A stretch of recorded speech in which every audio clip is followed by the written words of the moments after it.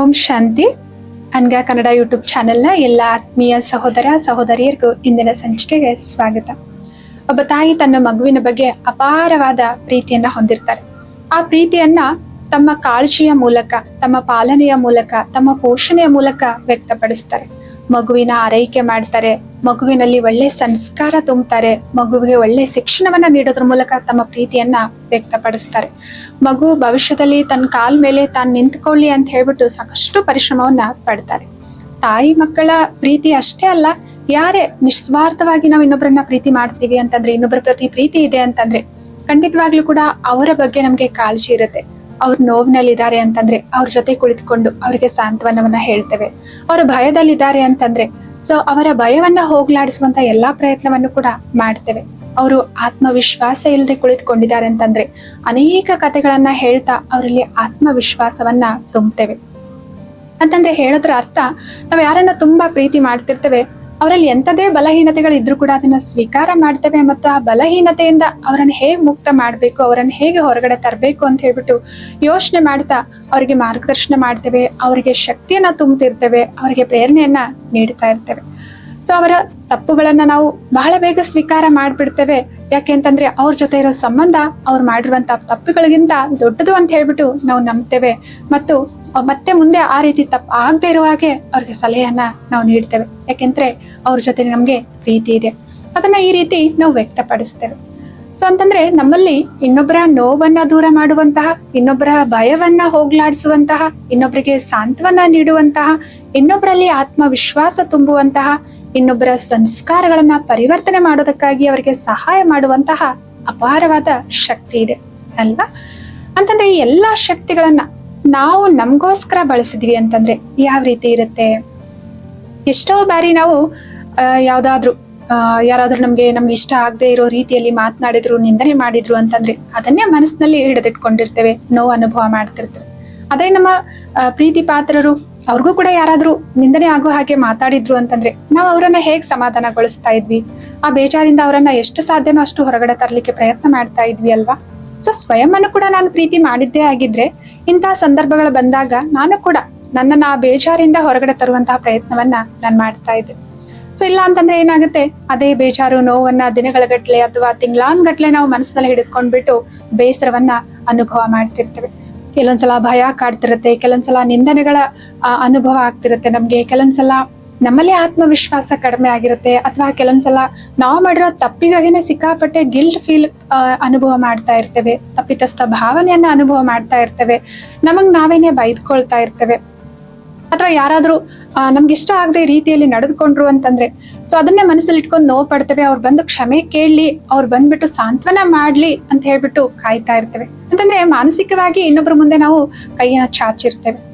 ಆದ್ರೆ ನಮ್ಮಲ್ಲೇ ಆ ಶಕ್ತಿ ಇರ್ಬೇಕಾದ್ರೆ, ನಮ್ಮನ್ನೇ ನಾವು ಗುಣಪಡಿಸ್ಕೊಳ್ಬೇಕು, ನಮ್ಮನ್ನೇ ನಾವು ಶಕ್ತಿಶಾಲಿ ಮಾಡುವಂತ ಶಕ್ತಿ ಇದೆ ಅಂತಂದ್ರೆ ಅದನ್ನ ಯಾಕೆ ನಾವು ನಮ್ಮ ಪ್ರತಿಯಾಗಿ ಬಳಸ್ಕೊಳ್ತಾ ಇಲ್ಲ?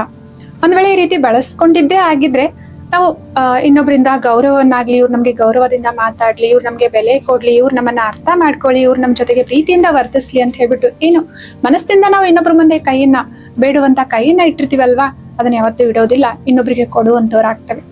ಯಾವಾಗ ನಮ್ಗೆ ಬೇಸರ ಆಗುತ್ತೆ, ಸ್ವಯಂನ ಜೊತೆ ಸ್ವಯಂ ಮಾತನಾಡ್ಕೊಂಡ್ಬಿಟ್ಟು ನಾವು ಮನಸ್ಸಿಗೆ ಸಮಾಧಾನ ಹೇಳಿ ಆ ಬೇಸರದಿಂದ ಹೊರಗಡೆ ಬರ್ತೇವೆ. ಸ್ವಯಂನಲ್ಲಿ ಭಯದ ಯಾವುದೋ ಒಂದು ಅಸುರಕ್ಷತೆಯ, ಅಭದ್ರತೆಯ ಭಾವನೆ ನಮ್ಗೆ ಕಾಡ್ತಾ ಇದೆ ಅಂತಂದ್ರೆ ಆ ಭಯ ಏನು ಅಂತ ಹೇಳ್ಬಿಟ್ಟು ವಿಶ್ಲೇಷಣೆ ಮಾಡ್ಕೊಂಡ್ಬಿಟ್ಟು ಧೈರ್ಯವನ್ನ ಸ್ವಯಂನಲ್ಲಿ ನಾವು ತುಂಬಿಕೊಂಡ್ವಿ ಅಂತಂದ್ರೆ ಯಾವ ರೀತಿ ಇರ್ತೇವೆ, ನಮ್ಮ ವ್ಯಕ್ತಿತ್ವ ಯಾವ ರೀತಿ ರೂಪುಗೊಳ್ಳುತ್ತೆ?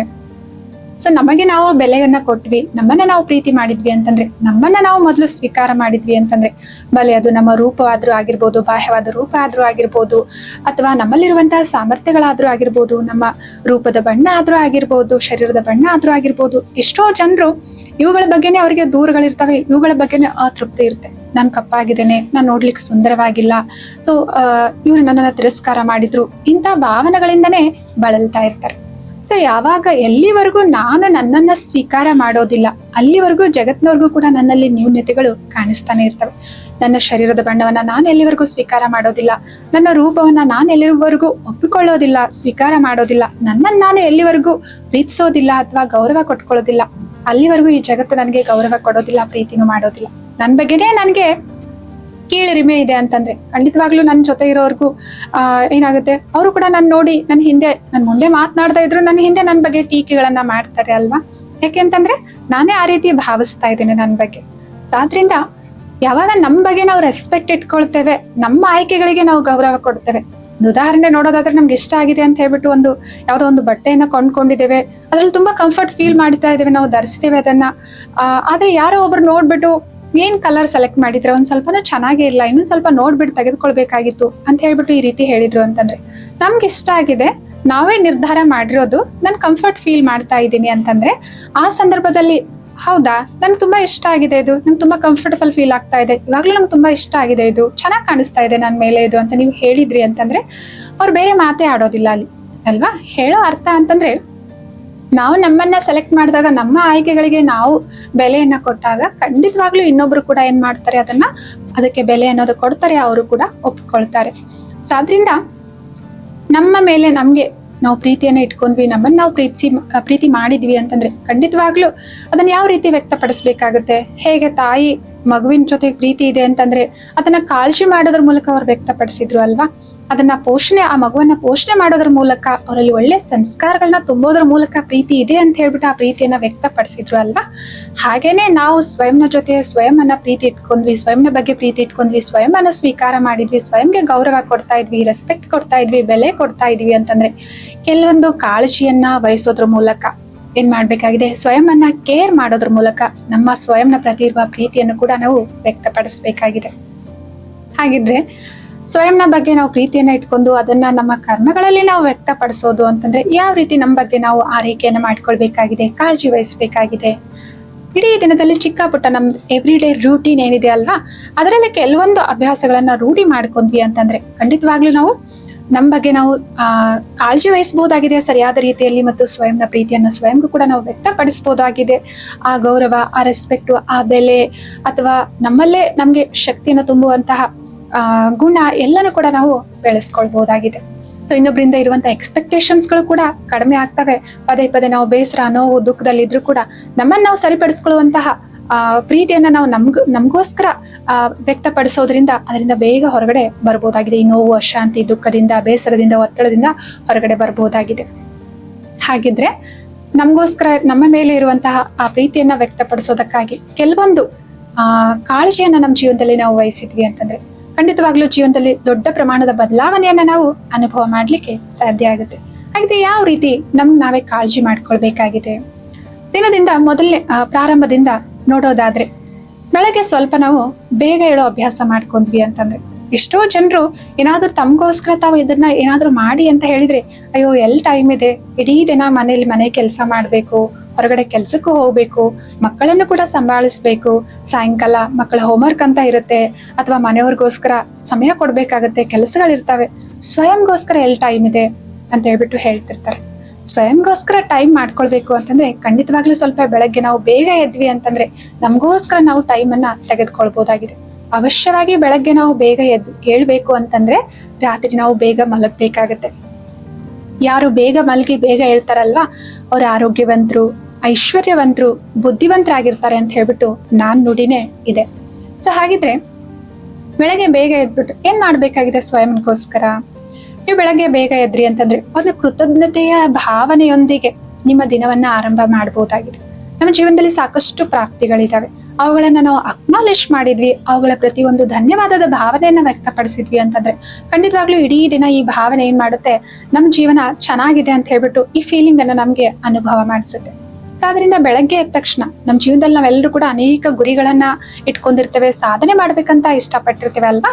ಇದೊಂದು ಹೊಸ ದಿನ ಆ ಗುರಿಯನ್ನ ಸಾಧಿಸೋದಕ್ಕಾಗಿ, ಆ ಸಾಧನೆ ಅತ್ತ ಹೆಜ್ಜೆ ಇಡೋದಕ್ಕಾಗಿ ಇದೊಂದು ಹೊಸ ದಿನ ನನಗೆ ಸಿಕ್ಕಿದೆ, ಈ ಸಮಯ ಸಿಕ್ಕಿದೆ, ಇದಕ್ಕೋಸ್ಕರ ಪರಮಾತ್ಮನಿಗೆ ಧನ್ಯವಾದಗಳು ಅಂತ ಹೇಳ್ಬಿಟ್ಟು ಒಂದು ಕೃತಜ್ಞತೆಯೊಂದಿಗೆ, ಮತ್ತು ಇಲ್ಲಿವರೆಗೂ ನನ್ನ ಶರೀರ ನನ್ನ ಜೊತೆ ಸಹಯೋಗ ನೀಡ್ತಾ ಇದೆ, ಸ್ವಸ್ಥವಾಗಿದೆ, ಪ್ರತಿಯೊಂದು ಕೆಲಸಕ್ಕೂ ನನ್ನ ಮನಸ್ಸು ಸಹಯೋಗ ನೀಡ್ತಾ ಇದೆ, ಸಹಾಯ ಮಾಡ್ತಾ ಇದೆಯಲ್ವಾ, ಯೋಚನೆಗಳ ಮಾಡೋದ್ರ ಮೂಲಕ, ಪ್ಲಾನಿಂಗ್ ಮಾಡೋದ್ರ ಮೂಲಕ, ಡಿಸಿಷನ್ ಮಾಡೋದ್ರ ಮೂಲಕ ನನ್ನ ಬುದ್ಧಿ ಸಹಯೋಗ ನೀಡ್ತಾ ಇದೆ. ಸೊ ಒಂದು ಶರೀರಕ್ಕೆ ಧನ್ಯವಾದ, ಮನಸ್ಸಿಗೆ ಧನ್ಯವಾದ. ಸೊ ಮತ್ತು ನನ್ನ ಜೊತೆ ಯಾರೆಲ್ಲ ಸಂಬಂಧಗಳಿದಾವೆ, ನಮ್ಮ ಜೀವನದಲ್ಲಿ ಅವರ ಪಾತ್ರ, ಅವ್ರು ನೀಡುವಂತಹ ಕಾಳಜಿ ಆಗಿರ್ಬೋದು, ಅವ್ರು ತೋರಿಸುವಂತಹ ಪ್ರೀತಿ ಆಗಿರ್ಬೋದು, ಅವರ ಉದ್ದೇಶಗಳು, ಅವರ ಪಾತ್ರಕ್ಕೆ ನಾವು ಒಂದು ಮುಕ್ತ ಹೃದಯದಿಂದ ಧನ್ಯವಾದ ಹೇಳಿದ್ವಿ ಅಂತಂದ್ರೆ ಖಂಡಿತವಾಗ್ಲೂ ಆ ಸಂಬಂಧಗಳು ಚೆನ್ನಾಗಿರ್ತವೆ, ಗಟ್ಟಿಗೊಳ್ತವೆ. ಮತ್ತು ಈ ಪ್ರಕೃತಿ ದಿನನಿತ್ಯ ನಮ್ಮ ಆರೈಕೆಯನ್ನ ಮಾಡ್ತಾ ಇದೆ, ನಮ್ಮನ್ನ ಪೋಷಣೆ ಮಾಡ್ತಾ ಇದೆ. ಒಂದು ನಿಮಿಷ ಪ್ರಕೃತಿಯ 5 ತತ್ವಗಳಿಗೆ ನಾವು ಅವುಗಳನ್ನ ನಮ್ಮ ಕಣ್ಮುಂದೆ ಇಮರ್ಜ್ ಮಾಡ್ಕೊಂಡ್ಬಿಟ್ಟು ಧನ್ಯವಾದಗಳನ್ನ ವ್ಯಕ್ತಪಡಿಸಿದ್ವಿ ಅಂತಂದ್ರೆ ಸೊ ಆ ದಿನದ ಆರಂಭನೆ ಹೇಗಿರುತ್ತೆ? ಒಂದು ಸುಂದರವಾದ ಎನರ್ಜಿಯೊಂದಿಗೆ, ಹೈ ಫ್ರೀಕ್ವೆನ್ಸಿ ಇರುವಂತಹ ಎನರ್ಜಿಯೊಂದಿಗೆ ನಮ್ಮ ದಿನವನ್ನ ನಾವು ಪ್ರಾರಂಭ ಮಾಡ್ಲಿಕ್ಕೆ ಸಾಧ್ಯ ಆಗುತ್ತೆ. ಇದಕ್ಕೋಸ್ಕರ ನಾವು ಸ್ವಲ್ಪ ಬೇಗ ಎದ್ವಿ ಅಂತಂದ್ರೆ ಖಂಡಿತವಾಗ್ಲೂ ಈ ಅಭ್ಯಾಸವನ್ನ ನಾವು ಮಾಡಬಹುದಾಗಿದೆ ಮತ್ತು ಇದರ ಅನುಭವವನ್ನು ಕೂಡ ನಾವು ಆನಂದಿಸಬಹುದಾಗಿದೆ. ಮತ್ತು ಸ್ವಲ್ಪ ಬೇಗ ಎದ್ವಿ ಅಂತಂದ್ರೆ ನಾವು ನಮ್ಮ ಮನಸ್ಸನ್ನ ಚಾರ್ಜ್ಗೊಳಿಸುವಂತಹ, ಚೈತನ್ಯಗೊಳಿಸುವಂತಹ, ನಮ್ಮ ಮನಸ್ಸಿನಲ್ಲಿ ಶಕ್ತಿಯನ್ನ ತುಂಬಿಕೊಳ್ಳುವಂತಹ ಧ್ಯಾನದ ಅಭ್ಯಾಸವನ್ನು ಕೂಡ ಮಾಡಬಹುದಾಗಿದೆ. ಇಲ್ಲ ಅಂತಂದ್ರೆ ಲೇಟ್ ಆಗಿರ್ತೀವಿ, ಗಡಿಬಿಡಿಯಲ್ಲಿ ಎಲ್ಲ ಕೆಲಸಗಳನ್ನ ಮುಗಿಸ್ತೇವೆ, ಕೆಲಸ ಕಾರ್ಯಗಳಿಗೆ ಹೋಗ್ತೇವೆ, ಸಮಯನೇ ಸಿಗೋದಿಲ್ಲ ನಮ್ಗೆ ಅಲ್ವಾ? ಸ್ವಲ್ಪ ಬೇಗ ಎದ್ವಿ ಅಂತಂದ್ರೆ ಧ್ಯಾನದ ಲಾಭವನ್ನು ಕೂಡ ನಾವು ಪಡಿಬಹುದಾಗಿದೆ. ಯಾಕಂದ್ರೆ ಇಡೀ ದಿನ ನಮ್ಗೆ ಈ ಮನಸ್ಸನ್ನೋದು ಸಂಯೋಗ ಮಾಡ್ಬೇಕು, ಪ್ಲಾನಿಂಗ್ ಮಾಡ್ಬೇಕಾಗಿದೆ, ಜಡ್ಜ್ ಮಾಡ್ಬೇಕಾಗಿದೆ, ಕೆಲವೊಂದ್ ಬಾರಿ ಸಹನೆ ಮಾಡ್ಬೇಕಾಗುತ್ತೆ, ಕೆಲವೊಂದ್ ಬಾರಿ ಪರಿಸ್ಥಿತಿಗಳನ್ನ ಎದುರಿಸ್ಬೇಕಾಗುತ್ತೆ, ಸವಾಲುಗಳನ್ನ ಎದುರಿಸ್ಬೇಕಾಗುತ್ತೆ. ಸೊ ಈ ಮನಸ್ಸು ಶಕ್ತಿಶಾಲಿಯಾಗಿತ್ತು ಅಂತಂದ್ರೆ ನಾನು ಇಡೀ ದಿನವನ್ನ ನಾನು ಚೆನ್ನಾಗಿ ಕಳಿಬಹುದಾಗಿದೆ ಅಲ್ವಾ? ಸೊ ಅದಕ್ಕೋಸ್ಕರ ಈ ಮನಸ್ಸನ್ನ ಚೈತನ್ಯಗೊಳಿಸೋದಕ್ಕಾಗಿ ಅಥವಾ ಈ ಮನಸ್ಸಿಗೆ ಶಕ್ತಿಯನ್ನ ತುಂಬೋದಕ್ಕಾಗಿ ನಾನು ಧ್ಯಾನದಂತ ಸಕಾರಾತ್ಮಕ ಅಭ್ಯಾಸ ಮಾಡ್ಬೇಕಂದ್ರೂ ಕೂಡ ಬೆಳಗ್ಗೆ ಬೇಗ ಹೇಳ್ಬೇಕಾಗಿದೆ. ಎಷ್ಟೋ ಬಾರಿ ನಾವು ಧ್ಯಾನ ಅಂತಂದ್ರೆ ಶಾಂತವಾಗಿ ಕುಳಿತುಕೊಳ್ಳೋದು, ಮನಸ್ಸಿನಲ್ಲಿ ಯಾವುದೇ ವಿಚಾರಗಳು ಬರ್ದೇ ಇರೋ ಹಾಗೆ ಪ್ರಯತ್ನ ಮಾಡೋದು ಮಾಡ್ತಿರ್ತಾರೆ ಕೆಲವೊಬ್ರು. ಆದ್ರೆ ಈ ರೀತಿ ಮಾಡೋದ್ರಿಂದ ಏನಾಗುತ್ತೆ, ನಮ್ಮ ಮನಸ್ಸು ಯಾವತ್ತೂ ಕೂಡ ಶಾಂತವಾಗಿ ಯಾವುದೇ ವಿಚಾರ ಇಲ್ಲದೆ ಇರ್ಲಿಕ್ಕೆ ಸಾಧ್ಯ ಇಲ್ಲ. ಕನಿಷ್ಠ 1 2 ವಿಚಾರಗಳು ಇದ್ದೇ ಇರ್ತವೆ. ಆದ್ರಿಂದ ಧ್ಯಾನ ಕುಳಿತುಕೊಳ್ಬೇಕಾದ್ರೆ ಮನಸ್ಸು ಕಂಪ್ಲೀಟ್ ಆಗಿ ನಿಲ್ಲಾಗ್ಲಿ, ನ್ಯೂಟ್ರಲ್ ಆಗ್ಲಿ ಅನ್ನೋ ಉದ್ದೇಶ ಅಲ್ಲ. ನಮ್ಮ ಮನಸ್ಸಿನ ಸಂಕಲ್ಪಗಳಿಗೆ ನಾವು ಸರಿಯಾದ ರೀತಿಯಲ್ಲಿ ಮಾರ್ಗದರ್ಶನ ಮಾಡ್ಬೇಕಾಗಿದೆ. ಸರಿಯಾದ ತರಬೇತಿಯನ್ನ ನೀಡುವಂತಹ ಅಭ್ಯಾಸ ಮಾಡಿದ್ವಿ, ಸ್ಲೋ ಆಗಿ ಸಕಾರಾತ್ಮಕವಾಗಿ ನಾವು ಯೋಚನೆ ಮಾಡ್ಲಿಕ್ಕೆ ಶುರು ಮಾಡಿದ್ವಿ, ಅಫರ್ಮೇಷನ್ ಗಳನ್ನ ಅಭ್ಯಾಸ ಮಾಡ್ಲಿಕ್ಕೆ ಶುರು ಮಾಡಿದ್ವಿ ಅಂದ್ರೆ ಖಂಡಿತವಾಗ್ಲೂ ಮನಸ್ಸಿನ ವೇಗ ಏನಾಗುತ್ತೆ, ಕಡಿಮೆ ಆಗುತ್ತೆ.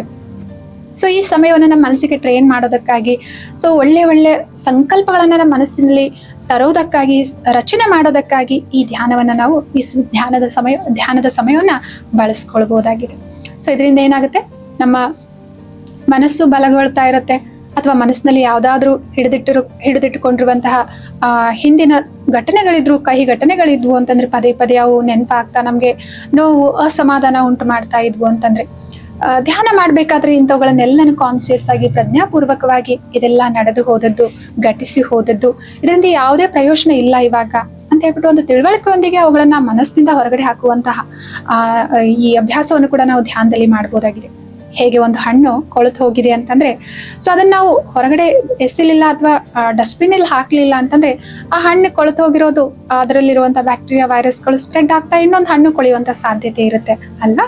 ಸೊ ಅದಕ್ಕೋಸ್ಕರ ಅಲ್ಲಿ ಕಹಿ ನೆನಪು ಮನಸ್ಸಿನಲ್ಲಿ ಇದೆ ಅಂತಂದ್ರೆ ಅದರಿಂದಾಗಿ ನಮ್ಗೆ ಬೇಸರ ಅಥವಾ ಕೋಪ ಅಥವಾ ಅಸಮಾಧಾನ ಅಥವಾ ಕಿರಿಕಿರಿ ಅದು ನೆನಪಾದಾಗ್ಲೆಲ್ಲ ಈ ರೀತಿಯ ಭಾವನೆ ಅನುಭವ ಮಾಡ್ತೇವೆ.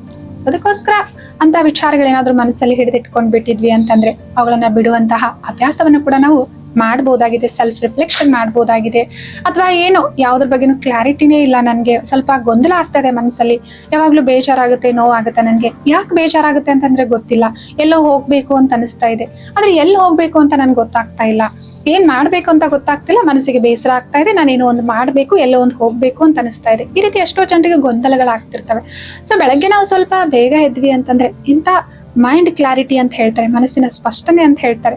ಸೊ ನಮ್ಮ ಮೇಲೆ ನಾವು ಸೆಲ್ಫ್ ರಿಫ್ಲೆಕ್ಟ್ ಮಾಡಿದ್ವಿ ಅಂತಂದ್ರೆ, ಸ್ವಯಂನ ಜೊತೆ ಮಾತನಾಡ್ತಾ ನಮ್ಗೆ ನಾವೇ ಕೌನ್ಸಿಲ್ ಮಾಡ್ತಾ ಹೋದ್ವಿ, ಎಲ್ಲಿ ಹೋಗ್ಬೇಕಾಗಿದೆ, ಏನ್ ಮಾಡ್ಬೇಕಾಗಿದೆ, ಯಾಕೆ, ಏನು ಅಂತ ಹೇಳ್ಬಿಟ್ಟು ನಮ್ ಜೊತೆ ನಾವೇ ಕುಳಿತುಕೊಂಡು ಪ್ರಶ್ನೆಗಳನ್ನ ಕೇಳ್ತಾ ಉತ್ತರಗಳನ್ನ ಕಂಡುಕೊಳ್ಳುವಂತಹ ಪ್ರಯತ್ನವನ್ನ ಮಾಡಿದ್ವಿ ಅಂತಂದ್ರೆ ಖಂಡಿತವಾಗ್ಲೂ ಮನಸ್ಸಿನ ಕ್ಲಾರಿಟಿ ಅನ್ನೋದು ನಮ್ಗೆ ಸಿಗ್ತಾ ಹೋಗುತ್ತೆ. ಇದೆಲ್ಲ ಮಾಡ್ಬೇಕು ಅಂತಂದ್ರೆ ದಿನಾಲು ನಮ್ಗೆ ಸ್ವಲ್ಪ ಸಮಯ ನಮಗೋಸ್ಕರ ಅಂತ ನಾವು ತೆಗಿಲೇಬೇಕಾಗುತ್ತೆ ಅಲ್ವಾ? ಸೊ ಬೆಳಗಿನ ಸಮಯ ಅತ್ಯುತ್ತಮವಾದ ಸಮಯ ಅಂತಂದ್ರೆ ಅಮೃತ ವೇಳೆಯ ಸಮಯ, ಬ್ರಹ್ಮ ಮುಹೂರ್ತ ಅಂತಾನು ಹೇಳ್ತಾರೆ. ಸೊ ಇದು ಬ್ರಹ್ಮ ಮುಹೂರ್ತ ಅಂತಂದ್ರೆ ಬೆಳಗ್ಗೆ 2 ಗಂಟೆಯಿಂದ 5 ಗಂಟೆವರೆಗೂ ಇರುತ್ತೆ. ನಮ್ಗೆ ಅಷ್ಟು ಬೇಗ ಎಲ್ಲ ಎದ್ದೇಳಿಕ್ ಆಗಲ್ಲ ಅಂತಂದ್ರೆ ಖಂಡಿತವಾಗ್ಲೂ 4ರಿಂದ 4:45 ಅಥವಾ ಅಷ್ಟು ಬೇಗನೂ ಆಗಲ್ಲ ಅಂತಂದ್ರೆ ಅಟ್ಲೀಸ್ಟ್ 4:15 5:30 ಆದ್ರೂ ಅಥವಾ ಅಟ್ಲೀಸ್ಟ್ 5 ಗಂಟೆಗಾದ್ರೂ ಹೇಳುವಂತ ಅಭ್ಯಾಸ ಮಾಡ್ಕೊಂಡ್ವಿ ಅಂತಂದ್ರೆ ಸಾಕಷ್ಟು ಸಮಯವನ್ನ ನಾವು ಬೆಳಗ್ಗೆ ನಮಗೋಸ್ಕರ ತೆಗಿಬಹುದಾಗಿದೆ.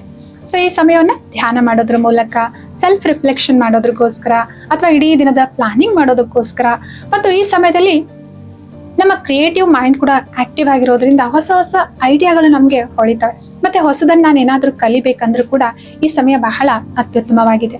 ಯಾಕೆ ಅಂತಂದ್ರೆ ಸೊ ಆ ಸಮಯದಲ್ಲಿ ಜಾಸ್ತಿ ವೆಹಿಕಲ್ಗಳು ಓಡಾಟ ಇರೋದಿಲ್ಲ, ಹೊರಗಡೆ ಶಬ್ದನೂ ಅಷ್ಟೊಂದು ಇರೋದಿಲ್ಲ, ಮತ್ತು ಎಷ್ಟೋ ಮನಸ್ಸುಗಳು ಆ ಸಮಯದಲ್ಲಿ ಅಂದ್ರೆ ಎಲ್ಲರೂ ಆಲ್ಮೋಸ್ಟ್ ಮಲಗಿರೋ ಕಾರಣ ಈ ಮನಸ್ಸಿನಲ್ಲಿ ಏನು ಗದ್ದಲ ಯೋಚನೆ ಆಲೋಚನೆಗಳಿಂದ ಏನು ಮನಸ್ಸಿನ ಗದ್ದಲ ಶಬ್ದನೂ ಏನು ವಾತಾವರಣದಲ್ಲಿ ಇರ್ತಾ ಇತ್ತಲ್ವಾ, ಅದು ಕೂಡ ಆ ಸಮಯದಲ್ಲಿ ಏನಿರುತ್ತೆ, ಕಡಿಮೆ ಇರುತ್ತೆ.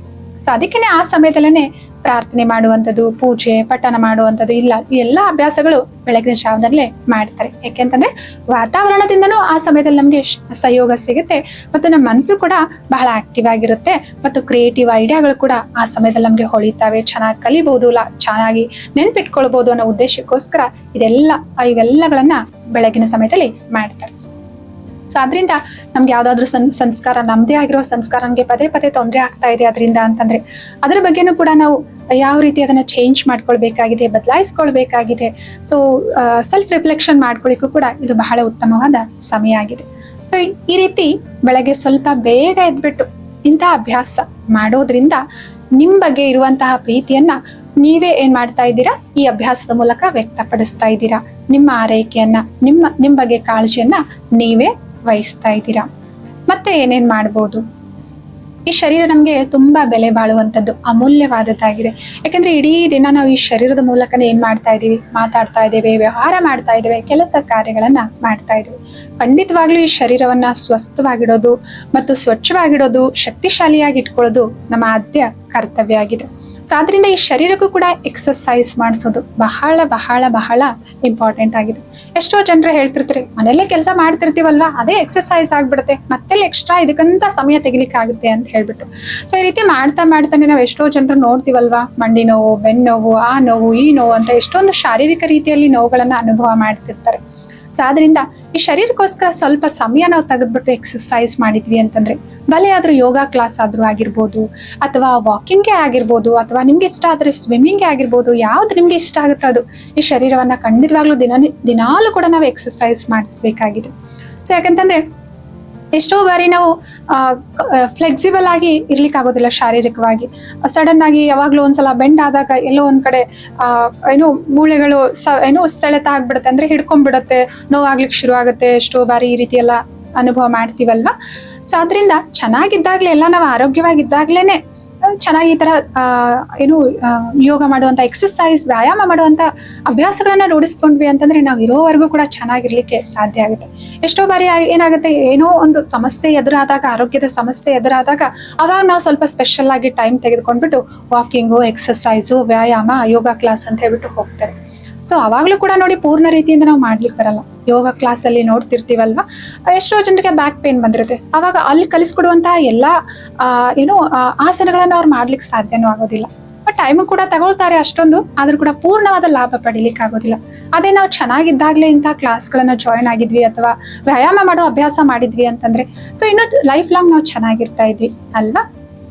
ಕೆಲವೊಂದು ನೋವುಗಳನ್ನ ಲೈಫ್ ಲಾಂಗ್ ನಾವು ಅನುಭವ ಮಾಡ್ಬೇಕಾಗುತ್ತೆ. ಅದೆಲ್ಲ ನಮ್ಗೆ ಬರಬಾರ್ದು ಅಂತಂದ್ರೆ precaution is better than cure ಅಂತ ಹೇಳ್ತಾರಲ್ವಾ. ಅದಕ್ಕೋಸ್ಕರ ಈ ಶರೀರ ಬಹಳ ಅಮೂಲ್ಯವಾದದ್ದಾಗಿದೆ. ಸೊ ಪ್ರತಿಯೊಂದು ಯಾವುದೇ ಚೆನ್ನಾಗಿದೆ ಅಲ್ವಾ, ಅದನ್ನು ಉಳಿಸ್ಕೊಳ್ಬೇಕಾಗಿದೆ. ಅದೇನಾದ್ರೂ ಡ್ಯಾಮೇಜ್ ಆಯ್ತು, ಅದ್ರ ಬಗ್ಗೆ ನಾವು ಕೇರ್ ಮಾಡಲಿಲ್ಲ ಅಂತಂದ್ರೆ ಆಮೇಲೆ ನೋಡಿ ಅದಕ್ಕೆ ಎಷ್ಟೊಂದು ಖರ್ಚು ಮಾಡ್ಬೇಕಾಗುತ್ತೆ. ಖರ್ಚು ಮಾಡಿದ್ರು ಸರಿ, ಅದು ಮೊದಲಿನ ತರ ಕೆಲಸ ಮಾಡುತ್ತಾ ಅವಾಗ. ಸೊ ಅದರಿಂದ ಇದ್ರ ಬೆಲೆಯನ್ನ ನಾವು ಅರ್ಥ ಮಾಡ್ಕೊಳ್ಬೇಕಾಗಿದೆ. ತುಂಬಾ ಸಮಯದಿಂದ ಯಾರು ಅನಾರೋಗ್ಯಕ್ಕೀಡಾಗಿರ್ತಾರಲ್ಲ, ಅವ್ರ ಜೊತೆ ನಾವು ಮಾತಾಡಿದ್ವಿ ಅಂತ ಗೊತ್ತಾಗುತ್ತೆ ಶರೀರ ಎಷ್ಟು ಅಮೂಲ್ಯವಾದದ್ದಾಗಿದೆ, ಆರೋಗ್ಯದ ಬಗ್ಗೆ ನಾವು ಎಷ್ಟು ಕಾಳಜಿ ವಹಿಸ್ಬೇಕಾಗಿದೆ ಅಂತ ಹೇಳ್ಬಿಟ್ಟು. ಅದಕ್ಕೆ ಶರೀರ ಚೆನ್ನಾಗಿರುವಾಗ್ಲೇ, ಆರೋಗ್ಯ ಚೆನ್ನಾಗಿರುವಾಗ್ಲೇನೆ ಯೋಗದಂತ ಅಲ್ಲಿ ಈ ಶರೀರದ ಕಂಪ್ಲೀಟ್ ವ್ಯಾಯಾಮ ಆಗುವ ಹಾಗೆ ಪೋಸ್ಗಳನ್ನ ಕಲಿಸ್ಕೊಡ್ತಾರೆ. ಅದನ್ನ ಕಲಿಯೋದ್ರಿಂದ, ಅಭ್ಯಾಸ ಮಾಡೋದ್ರಿಂದ ಸ್ವಲ್ಪ ನಮ್ಗೆ ದಿನಾಲು ಕ್ಲಾಸಿಗೆ ಹೋಗ್ಲಿಕ್ಕೆ ಆಗ್ಲಿಲ್ಲ ಅಂತಂದ್ರೆ, ಸ್ಟಾರ್ಟಿಂಗ್ 1 ಮಂತ್, 2 ಮಂತ್, 3 ಮಂತ್ಸ್ ಹೋದ್ವಿ, ಕಲ್ತ್ಕೊಂಡ್ವಿ ಅಂತಂದ್ರೆ ಆಮೇಲೆ ಮನೇಲೆ ನಾವು ಅಭ್ಯಾಸ ಮಾಡ್ಬೋದಾಗಿದೆ. ಆದ್ರಿಂದ ಇದೊಂದು ಪ್ರಿಯಾರಿಟಿನೇ ಆಗಿದೆ, ನಿಮಗ್ ಕೊಡುವಂತಹ ಗಿಫ್ಟೇ ಆಗಿದೆ, ನಿಮ್ಗೋಸ್ಕರ ನೀವು ತೋರಿಸುವಂತಹ ಕಾಳಜಿ ಆಗಿದೆ, ಆರೈಕೆ ಆಗಿದೆ. ಇದ್ರಲ್ಲಿ ಯಾವುದೇ ಸ್ವಾರ್ಥ ಇಲ್ಲ ಇದ್ರಲ್ಲಿ. ಯಾಕೆಂದ್ರೆ ನಾವಿಲ್ಲ ಎಕ್ಸರ್ಸೈಸು, ವ್ಯಾಯಾಮ ಅದು ಇದು ಮಾಡ್ತಾ ಕುತ್ಕೊಂಡ್ಬಿಟ್ರೆ ಮನೇಲಿ ಕೆಲಸ ಎಲ್ಲ ಯಾರು ಮಾಡ್ತಾರೆ? ಎಲ್ಲಾನು ಟೈಮ್ ಹೇಗೆ ಒಂದು 6 ಗಂಟೆಗೆ ಎದ್ಬಿಟ್ಟು ರೂಟೀನ್ ಕೆಲಸ ನಾವು ಸ್ಟಾರ್ಟ್ ಮಾಡ್ತೀವಿ ಅಂತಂದ್ರೆ, ಒಂದು 6 ಗಂಟೆ ಅಥವಾ 6:30ವರೆಗೂ ನಮ್ಮ ಸ್ವಯಂನ ಕಾಳಜಿ, ಈ ರೀತಿ ಎಕ್ಸರ್ಸೈಸು, ವ್ಯಾಯಾಮ, ಧ್ಯಾನದಂತ ಅಭ್ಯಾಸಗಳನ್ನ ನಮಗೋಸ್ಕರ ನಾವು ಮಾಡಿದ್ವಿ ಅಂತಂದ್ರೆ, ಖಂಡಿತವಾಗ್ಲೂ ನಾವು ಆರೋಗ್ಯವಾಗಿದ್ವಿ ಅಂತಂದ್ರೆ ನಮ್ಮ ಮಕ್ಕಳ ಆರೋಗ್ಯವನ್ನು ಕೂಡ ನಾವು ಚೆನ್ನಾಗಿ ನೋಡ್ಕೊಳ್ಬಹುದಾಗಿದೆ. ಮನೆಯವರೆಲ್ಲರೂ ಆರೋಗ್ಯವಾಗಿರ್ಲಿಕ್ಕೆ ನಾವು ಅವ್ರಿಗೆ ಸಹಯೋಗ ನೀಡಬಹುದಾಗಿದೆ. ನಮ್ಗೆ ಹುಷಾರಿಲ್ಲ, ನಾವೇ ಒಂದು ನೋವಿನ ಅನುಭವ ಮಾಡ್ತಾ ಇದೀವಿ ಅಂತಂದ್ರೆ ನಮ್ಮ ಮನಸ್ಸು ಯಾವ ರೀತಿ ಇರುತ್ತೆ? ಮನಸ್ಸಿನ ಮೇಲೆ ಕಿರಿಕಿರಿ ಉಂಟಾಗ್ತಾ ಇರುತ್ತೆ. ಮನಸ್ಸು ಸರಿ ಇಲ್ಲ ಅಂತಂದ್ರೆ ಸಂಬಂಧಗಳಲ್ಲಿ ಕೂಡ ಕಿರಿಕಿರಿ ಉಂಟಾಗ್ತಿರುತ್ತೆ. ಚಿಕ್ಕ ಪುಟ್ಟ ವಿಷಯಗಳಿಗೆ ನಾವು ಕೋಪಗೊಳ್ತಿರ್ತೇವೆ, ಒತ್ತಡಕ್ಕೊಳಗಾಗ್ತಿರ್ತೇವೆ ಅಲ್ವಾ. ಸೊ ಅದಕ್ಕೋಸ್ಕರ ನಾವು ಚೆನ್ನಾಗಿದ್ವಿ ಅಂತಂದ್ರೆ ಖಂಡಿತವಾಗ್ಲೂ ನಾವು ನಮ್ಮ ಪರಿವಾರವನ್ನು ಕಾಳಜಿ ವಹಿಸ್ತೇವೆ, ನಮ್ಮ ಕೆಲಸನೂ ಕೂಡ ಅಚ್ಚುಕಟ್ಟಾಗಿ ಮಾಡ್ತೇವೆ, ಎಲ್ಲನೂ ಕೂಡ ಚೆನ್ನಾಗಿ ಇರುತ್ತೆ ನಮ್ಮ ಜೊತೆಗೆ. ಸೊ ಇದೆಲ್ಲ ಆಗೋದು ಯಾವಾಗ ನಮ್ಮ ಶರೀರವನ್ನ ಆರೋಗ್ಯವಾಗಿ ಇಟ್ಕೊಂಡ್ವಿ ಅಂತಂದ್ರೆ. ಶರೀರ ಆರೋಗ್ಯವಾಗಿರ್ಬೇಕು ಅಂತಂದ್ರೆ ಖಂಡಿತವಾಗ್ಲೂ ಪೌಷ್ಟಿಕ ಆಹಾರ ಅಂತ ತೆಗೆದುಕೊಳ್ತೇವೆ, ಅದರ ಜೊತೆಗೆ ವ್ಯಾಯಾಮದ ಕಡೆನೂ ಕೂಡ ಗಮನ ಕೊಡ್ಬೇಕಾಗಿದೆ. ಸೊ ಇದನ್ನ ಮಾಡ್ತಾ ಸ್ವಲ್ಪ ಪ್ರಾಣಾಯಾಮ ತುಂಬಾ ಸಹಜವಾದಿದ್ದು, ಎಲ್ಲರೂ ಕೂಡ ಮಾಡಬಹುದಂತ ಆಗಿರುವಂತಹ ಪ್ರಾಣಾಯಾಮ ಅಂತಂದ್ರೆ ಅನೇಕ ಪ್ರಾಣಾಯಾಮಗಳಿದಾವೆ. ಅದರಲ್ಲಿ ಎಲ್ಲರೂ ಕೆಲವೊಂದು ಪ್ರಾಣಾಯಾಮ ಮಾಡ್ಬೇಕಾದ್ರೆ ಇಂಥವ್ರು ಮಾಡಬಾರ್ದು ಅಂತ ಕಂಡೀಷನ್ಸ್ ಇರ್ತವೆ. ಆದ್ರೆ ಅನುಲೋಮ ವಿಲೋಮ ಅನ್ನೋ ಪ್ರಾಣಾಯಾಮ ಅಂತೂ ಎಲ್ಲರೂ ಕೂಡ ಮಾಡಬಹುದಾಗಿದೆ. ಇಂಥವುಗಳನ್ನ ಕಲ್ತ್ಕೊಂಡ್ಬಿಟ್ಟು ದಿನಾಲು ಒಂದು 5 ನಿಮಿಷ 10 ನಿಮಿಷ ನಾವು ಮಾಡಿದ್ವಿ ಅಂತಂದ್ರೆ ಪ್ರಾಣಾಯಾಮ, ಅದ್ರ ಹೆಸರೇ ಹೇಳುವ ಹಾಗೆ ನೋಡಿ, ಪ್ರಾಣ ಶಕ್ತಿಯನ್ನ ಅಂದ್ರೆ ಆಮ್ಲಜನಕ, ಈ ವಾಯುವನ್ನ ಶರೀರದ ಎಲ್ಲಾ ಆಯಾಮಗಳಿಗೂ ಕೂಡ ಹರಿಸುವಂತ ಒಂದು ಕ್ರಿಯೆ ಆಗಿದೆ. ಖಂಡಿತವಾಗ್ಲೂ ನಮ್ಗೆ ಎಷ್ಟೋ ಬಾರಿ ನಮ್ಗೆ ಶಾರೀರಿಕವಾಗಿ ಆಯಾಸ ಆಗ್ತಿರುತ್ತೆ ಅಥವಾ ಏನೇನೋ ಸಮಸ್ಯೆಗಳಾಗ್ತಿರ್ತವೆ. ಅದು ಏನು ಅಂತ ಅರ್ಥನೇ ಆಗ್ತಿರೋದಿಲ್ಲ. ಯಾಕೆ ನನ್ಗೆ ಈ ರೀತಿ ಯಾಕೆ ಈ ರೀತಿ ನನ್ಗೆ ಆಗ್ತಾ ಇದೆ ಅಂತ ಅರ್ಥನೇ ಆಗ್ತಿರೋದಿಲ್ಲ. ಯಾಕೆ ಅಂತಂದ್ರೆ ಎಷ್ಟೋ ಬಾರಿ ನಾವು ಸರಿಯಾದ ರೀತಿಯಲ್ಲಿ ಉಸಿರಾಟ ಮಾಡ್ತಿರೋದಿಲ್ಲ. ಶಾಲೋ ಬ್ರೀತಿಂಗ್ ಅಂತ ಹೇಳ್ತಾರೆ, ಅಂದ್ರೆ ಆಳವಾಗಿ ನಾವು ಉಸಿರಾಟ ಮಾಡೋದಿಲ್ಲ ಅಲ್ವಾ. ಇದರಿಂದಾಗಿ ಏನಾಗುತ್ತೆ, ಆಕ್ಸಿಜನ್ ಕೊರತೆ ಆಗ್ತಿರುತ್ತೆ ಶರೀರದಲ್ಲಿ, ಅಥವಾ ಕಾರ್ಬನ್ ಡೈಆಕ್ಸೈಡ್ ಜಾಸ್ತಿ ಆಗಿರೋ ಕಾರಣ ಕೂಡ ಅನೇಕ ಶಾರೀರಿಕ ರೀತಿಯಲ್ಲಿ ನಾವು ಏನ್ ಮಾಡ್ತೇವೆ, ಸಮಸ್ಯೆಗಳನ್ನ ಎದುರಿಸ್ತೇವೆ. ಸೊ ಆದ್ರಿಂದ ಈ ಶರೀರ ಚೆನ್ನಾಗಿರ್ಬೇಕು ಕಂಪ್ಲೀಟ್ ಆಗಿ ಅಂತಂದ್ರೆ ಪ್ರಾಣಾಯಾಮ ನಿಜವಾಗ್ಲೂ ತುಂಬಾ ಅವಶ್ಯಕವಾಗಿದೆ. ಇದರ ಮಹತ್ವ ತುಂಬಾ ಇದೆ. ಯಾವ್ದಾದ್ರು ಒಂದು ಈಸಿ ಆಗಿರುವಂತಹ ದಿನಾಲು ಒಂದು 5-10 ನಿಮಿಷ ನಾವು ಪ್ರಾಣಾಯಾಮದ ಅಭ್ಯಾಸ ಮಾಡಿದ್ವಿ ಅಂದ್ರೆ ಶರೀರಕ್ಕೆ ಬೇಕಾಗಿರುವಂತಹ ಸಂಪೂರ್ಣ ಆಕ್ಸಿಜನ್ ಅನ್ನ ನಾವು ಕೊಟ್ವಿ ಅಂತಂದ್ರೆ ಇಡೀ ದಿನ ನಮ್ಮ ಶರೀರ ಚೈತನ್ಯದಿಂದಿರುತ್ತೆ, ಆಕ್ಟಿವ್ ಆಗಿರುತ್ತೆ, ಎನರ್ಜೆಟಿಕ್ ಆಗಿರುತ್ತೆ. ಖಂಡಿತವಾಗ್ಲೂ ನೀವು ಇವುಗಳನ್ನ ಟ್ರೈ ಮಾಡಿ ನೋಡಿ, 1 ವಾರಕ್ಕೋಸ್ಕರ ಆದ್ರೂ ಸರಿ. ಇದರ ವ್ಯತ್ಯಾಸವನ್ನ ನೀವೇ ಅನುಭವ ಮಾಡ್ತೀರಾ, ಮತ್ತೆ ಮುಂದುವರಿಸಲಿಕ್ಕೆ ನಿಮ್ಗೆ ಪ್ರೇರಣೆ ಕೂಡ ಸಿಗುತ್ತೆ. ಸೊ ಇವುಗಳನ್ನ ಮಾಡೋದ್ರಿಂದ, ಇದಕ್ಕೋಸ್ಕರ ಟೈಮ್ ತೆಗೆದುಕೊಳ್ಳೋದ್ರಿಂದ ನೀವು ನಿಮ್ಗೇನೆ ಏನ್ ಮಾಡ್ತಾ ಇದ್ರೆ ಕಾಳಜಿ ತೋರಿಸ್ಕೊಳ್ತಾ ಇದ್ದೀರಾ, ನಿಮ್ಗೆ ನಿಮ್ ಮೇಲೆ ಇರುವಂತಹ ಪ್ರೀತಿಯನ್ನ ಇವುಗಳ ಮೂಲಕ ವ್ಯಕ್ತಪಡಿಸ್ತಾ ಇದ್ದೀರಾ. ಮತ್ತು ಇಡೀ ದಿನ ಅಂತ ನಾವು ಕೆಲಸ ಕಾರ್ಯ ವ್ಯವಹಾರಗಳಲ್ಲಿ ತೊಡಗಿರ್ತೇವೆ, ಜವಾಬ್ದಾರಿಗಳನ್ನ ನಿಭಾಯಿಸ್ತಾ ಇರ್ತೇವೆ. ಆದ್ರೆ ಮಧ್ಯದಲ್ಲಿ 1 ನಿಮಿಷ, ಒಂದು 30 ಸೆಕೆಂಡ್ಸ್ ನಾವೆಲ್ಲರೂ ಬ್ರೇಕ್ ಅಂತ ತೆಗೆದುಕೊಳ್ತೀವಲ್ವಾ. ವರ್ಕ್ ಮಾಡ್ಬೇಕಾದ್ರೆ ಸ್ವಲ್ಪ 1 ನಿಮಿಷ, ಒಂದು 5 ನಿಮಿಷ ಅಂತ ಹೇಳ್ಬಿಟ್ಟು ಬ್ರೇಕ್ ತೆಗೆದುಕೊಳ್ತೇವೆ. ಅದ್ರಲ್ಲಿ ಏನ್ ಮಾಡ್ತಿರ್ತೇವೆ, ಕೆಲವೊಂದ್ ಬಾರಿ ಮೊಬೈಲ್ ನೋಡ್ತಿರ್ತೇವೆ, ರಿಲ್ಯಾಕ್ಸ್ ಆಗೋಣ ಸ್ವಲ್ಪ ಹೊತ್ತು ಅಂತ ಹೇಳ್ಬಿಟ್ಟು ಅದ್ರಲ್ಲಿ ಶಾರ್ಟ್ ನೋಡ್ತಿರ್ತೇವೆ, ಅಥವಾ ಸೋಷಿಯಲ್ ಮೀಡಿಯಾ ನೋಡ್ತಿರ್ತೇವೆ, ಅಥವಾ ಯಾವ್ದೋ ಒಂದು ನ್ಯೂಸ್ ಪೇಪರ್ ಓದ್ತಿರ್ತೇವೆ, ಅಥವಾ ಇನ್ಯಾರ ಜೊತೆ ಏನೋ ಒಂದು ಮಾತನಾಡ್ತಿರ್ತೇವೆ. ಎಷ್ಟೋ ಬಾರಿ ಏನಾಗ್ತಿರುತ್ತೆ ಅಂದ್ರೆ ರಿಲ್ಯಾಕ್ಸ್ ಆಗೋದ್ರ ಬದಲಾಗಿ ಆ ನ್ಯೂಸ್ ನೋಡ್ಬಿಟ್ಟು, ಆ ಸೋಷಿಯಲ್ ಮೀಡಿಯಾದಲ್ಲಿ ಅಲ್ಲಿ ಕಂಪ್ಯಾರಿಸನ್, ಕಾಂಪಿಟೇಷನ್, ಅಥವಾ ಇನ್ನೊಂದು ಯಾವ್ದೋ ನೋಡ್ಬಿಟ್ಟು ಈಗಿರುವಂತಹ ರಿಲ್ಯಾಕ್ಸ್ ಆಗಿರೋ ಮೈಂಡ್ ಇನ್ನೂ ಕಿರಿಕಿರಿನ ಒಳಗಾಗಿರುತ್ತೆ. ಅಯ್ಯೋ ಏನಪ್ಪ ಜಗತ್ತಲ್ಲಿ ಏನೆಲ್ಲ ಆಗ್ತಾ ಇದೆಯಲ್ಲ, ಹೆಂಗೆಲ್ಲ ಮಾತಾಡ್ತಾರಲ್ವಾ, ಈ ರೀತಿನೂ ವರ್ತಿಸ್ತಾರ ಅಂತ ಹೇಳ್ಬಿಟ್ಟು ಈ ರೀತಿ ಇನ್ನೂ ಕಿರಿಕಿರಿನಗೊಂಡಿರುತ್ತೆ. ಸೊ ಅದಕ್ಕೋಸ್ಕರ ಇಡೀ ದಿನದಲ್ಲಿ 1 ಗಂಟೆಗೆ ಒಂದ್ಸಲನೋ ಅಥವಾ 2 ಗಂಟೆಗೆ ಒಂದ್ಸಲನೋ 1 ನಿಮಿಷ ನಿಮ್ಗೋಸ್ಕರ ನೀವು ಟೈಮ್ ಮಾಡ್ಕೊಂಡ್ಬಿಟ್ಟು ನಿಮ್ ಮನಸ್ಸಿನ ಬಗ್ಗೆ ಗಮನ ಹರಿಸಿ. ಯಾಕೆ ಅಂತಂದ್ರೆ ಎಷ್ಟೋ ಬಾರಿ ಏನಾಗ್ತಿರುತ್ತೆ ಅಂತಂದ್ರೆ, ಈಗ ನೋಡಿ ಹೊರಗಡೆ ರಸ್ತೆಯಲ್ಲಿ ಕೂಡ ಬೆಂಗಳೂರು ಅಂತ ನಗರದಲ್ಲಿ ಎಷ್ಟೊಂದು ರಸ್ತೆಗಳಲ್ಲಿ ಟ್ರಾಫಿಕ್ ಇರುತ್ತೆ. ಒಂದ್ ವೇಳೆ ಸಿಗ್ನಲ್ಲೇ ಇರ್ಲಿಲ್ಲ ಅಂತಂದ್ರೆ, ಟ್ರಾಫಿಕ್ ಸಿಗ್ನಲ್ಗಳೇ ಇರ್ಲಿಲ್ಲ ಅಂತಂದ್ರೆ ಯಾವ ರೀತಿ ಆಗ್ತಾ ಇತ್ತು ರಸ್ತೆಗಳೆಲ್ಲ. ಆ ಸಮಯದಲ್ಲಿ ಎಷ್ಟೊಂದು ಆಘಾತಗಳು ಸಂಭವಿಸ್ತಾ ಇದ್ವು, ದುರ್ಘಟನೆಗಳು ನಡೀತಾ ಇದ್ವು, ಆಕ್ಸಿಡೆಂಟ್ಗಳಾಗ್ತಾ ಇದ್ವು ಅಲ್ವಾ. ಸೊ ಟ್ರಾಫಿಕ್ ಕಂಟ್ರೋಲ್ ಸಿಗ್ನಲ್ ಇರೋದ್ರಿಂದನೇ ಎಲ್ಲಾನು ಸರಾಗವಾಗಿ ಸಂಚಾರ ಏನಾಗ್ತಾ ಇದೆ, ನಡೀತಾ ಇದೆ ದಿನನಿತ್ಯನೂ ಕೂಡ. ಹಾಗೇನೆ ನಮ್ಮ ಮನಸ್ಸಿನಲ್ಲಿ ಏನಾಗುತ್ತೆ ಅಂತಂದ್ರೆ ಇಡೀ ದಿನ ಅನೇಕ ಸವಾಲುಗಳು ಬರ್ತಾವೆ, ಚಾಲೆಂಜ್ಗಳು ಬರ್ತಾವೆ, ವ್ಯಕ್ತಿಗಳ ವರ್ತನೆಗಳು ಬದಲಾಗ್ತಿರ್ತವೆ, ಅನ್ಎಕ್ಸ್ಪೆಕ್ಟೆಡ್ ಘಟನೆಗಳು ನಡೀತಿರ್ತವೆ. ಎಲ್ಲ ಆಗಿದೆ ಕೆಲಸ ಅನ್ನುವಷ್ಟರಲ್ಲಿ ಇನ್ನೊಂದು ಏನೋ ಕೆಲಸ ಆಗ್ತಿರೋದಿಲ್ಲ. ಈ ರೀತಿ ಎಷ್ಟೊಂದು ಏರು ಇಳುವಿನಲ್ಲಿ ನಾವು ದಿನವನ್ನ ಕಳೀತಾ ಇರ್ತೀವಿ ಅಲ್ವಾ. ಸೊ ಇದೆಲ್ಲಾನು ಕೂಡ ಏನಾಗ್ತಿರುತ್ತೆ, ಮನಸ್ಸಿನಲ್ಲಿ ರೆಕಾರ್ಡ್ ಆಗ್ತಾ ಇರುತ್ತೆ. ಮನಸ್ಸಲ್ಲಿ ಸಿಕ್ಕಾಪಟ್ಟೆ ಥಾಟ್ಗಳು ಬರ್ತಾ ಇರ್ತವೆ, ಒಂದಾದ್ಮೇಲೆ ಒಂದು. ಇಷ್ಟೇ ಅಲ್ಲದೆ ಹಿಂದಿನ ಯಾವುದೋ ಒಂದು ಕೆಲವೊಂದು ಕಹಿ ಘಟನೆಗಳ ನೆನಪು ಕೂಡ ನಮ್ಗೆ ಬರ್ತಾ ಇರುತ್ತೆ, ಅಥವಾ ಮುಂದೆ ಭವಿಷ್ಯದಲ್ಲಿ ಘಟಿಸುವಂತ ಯಾವುದೋ ಒಂದು ಸಿಚುವೇಶನ್ ಸಂದರ್ಭಗಳ ಬಗ್ಗೆನೂ ಕೂಡ ಅಸುರಕ್ಷತೆ ಅಥವಾ ಭಯ ಅನ್ನೋದು ಕಾಡ್ತಾ ಇರುತ್ತೆ. ಎಷ್ಟೊಂದು ಮನಸ್ಸಿನಲ್ಲಿ ಸಂಕಲ್ಪಗಳ ಜಾಮ್ ಅನ್ನೋದು ಆಗ್ಬಿಡುತ್ತೆ. ಎಷ್ಟೋ ಬಾರಿ ನಮ್ಗೆ ಸೊ ಏನ್ ಅಷ್ಟೊಂದು ಕೆಲಸ ಮಾಡಿಲ್ಲ ಆದ್ರೂ ಸುಸ್ತಾಗ್ತಾ ಇದೆ ಅಂತ ಹೇಳ್ಬಿಟ್ಟು ಹೇಳ್ತಿರ್ತೀವಲ್ವಾ. ಸೊ ಅದ್ರಿಂದ ಮನಸ್ಸಿಗೆ ಸ್ವಲ್ಪ ನಾವು ಟ್ರಾಫಿಕ್ ಕಂಟ್ರೋಲ್ ಅನ್ನೋದು ಮಾಡಿದ್ವಿ ಅಂತಂದ್ರೆ ಇದರ ಅರ್ಥ 1 ನಿಮಿಷ, 1 ಗಂಟೆ ನಂತರನೋ ಅಥವಾ 2 ಗಂಟೆ ನಂತರನೋ ಸ್ವಲ್ಪ 1 ನಿಮಿಷ ಟೈಮ್ ತಗೊಂಡ್ಬಿಟ್ಟು ಮನಸ್ಸಿನ ಕಡೆ ಗಮನ ಹರಿಸ್ಬೇಕಾಗಿದೆ. ಈ ಸಮಯದಲ್ಲಿ ನನ್ನ ಮನಸ್ಸು ಏನ್ ವಿಚಾರ ಮಾಡ್ತಾ ಇದೆ ಸ್ವಲ್ಪ ನೋಡ್ಬೇಕಾಗಿದೆ.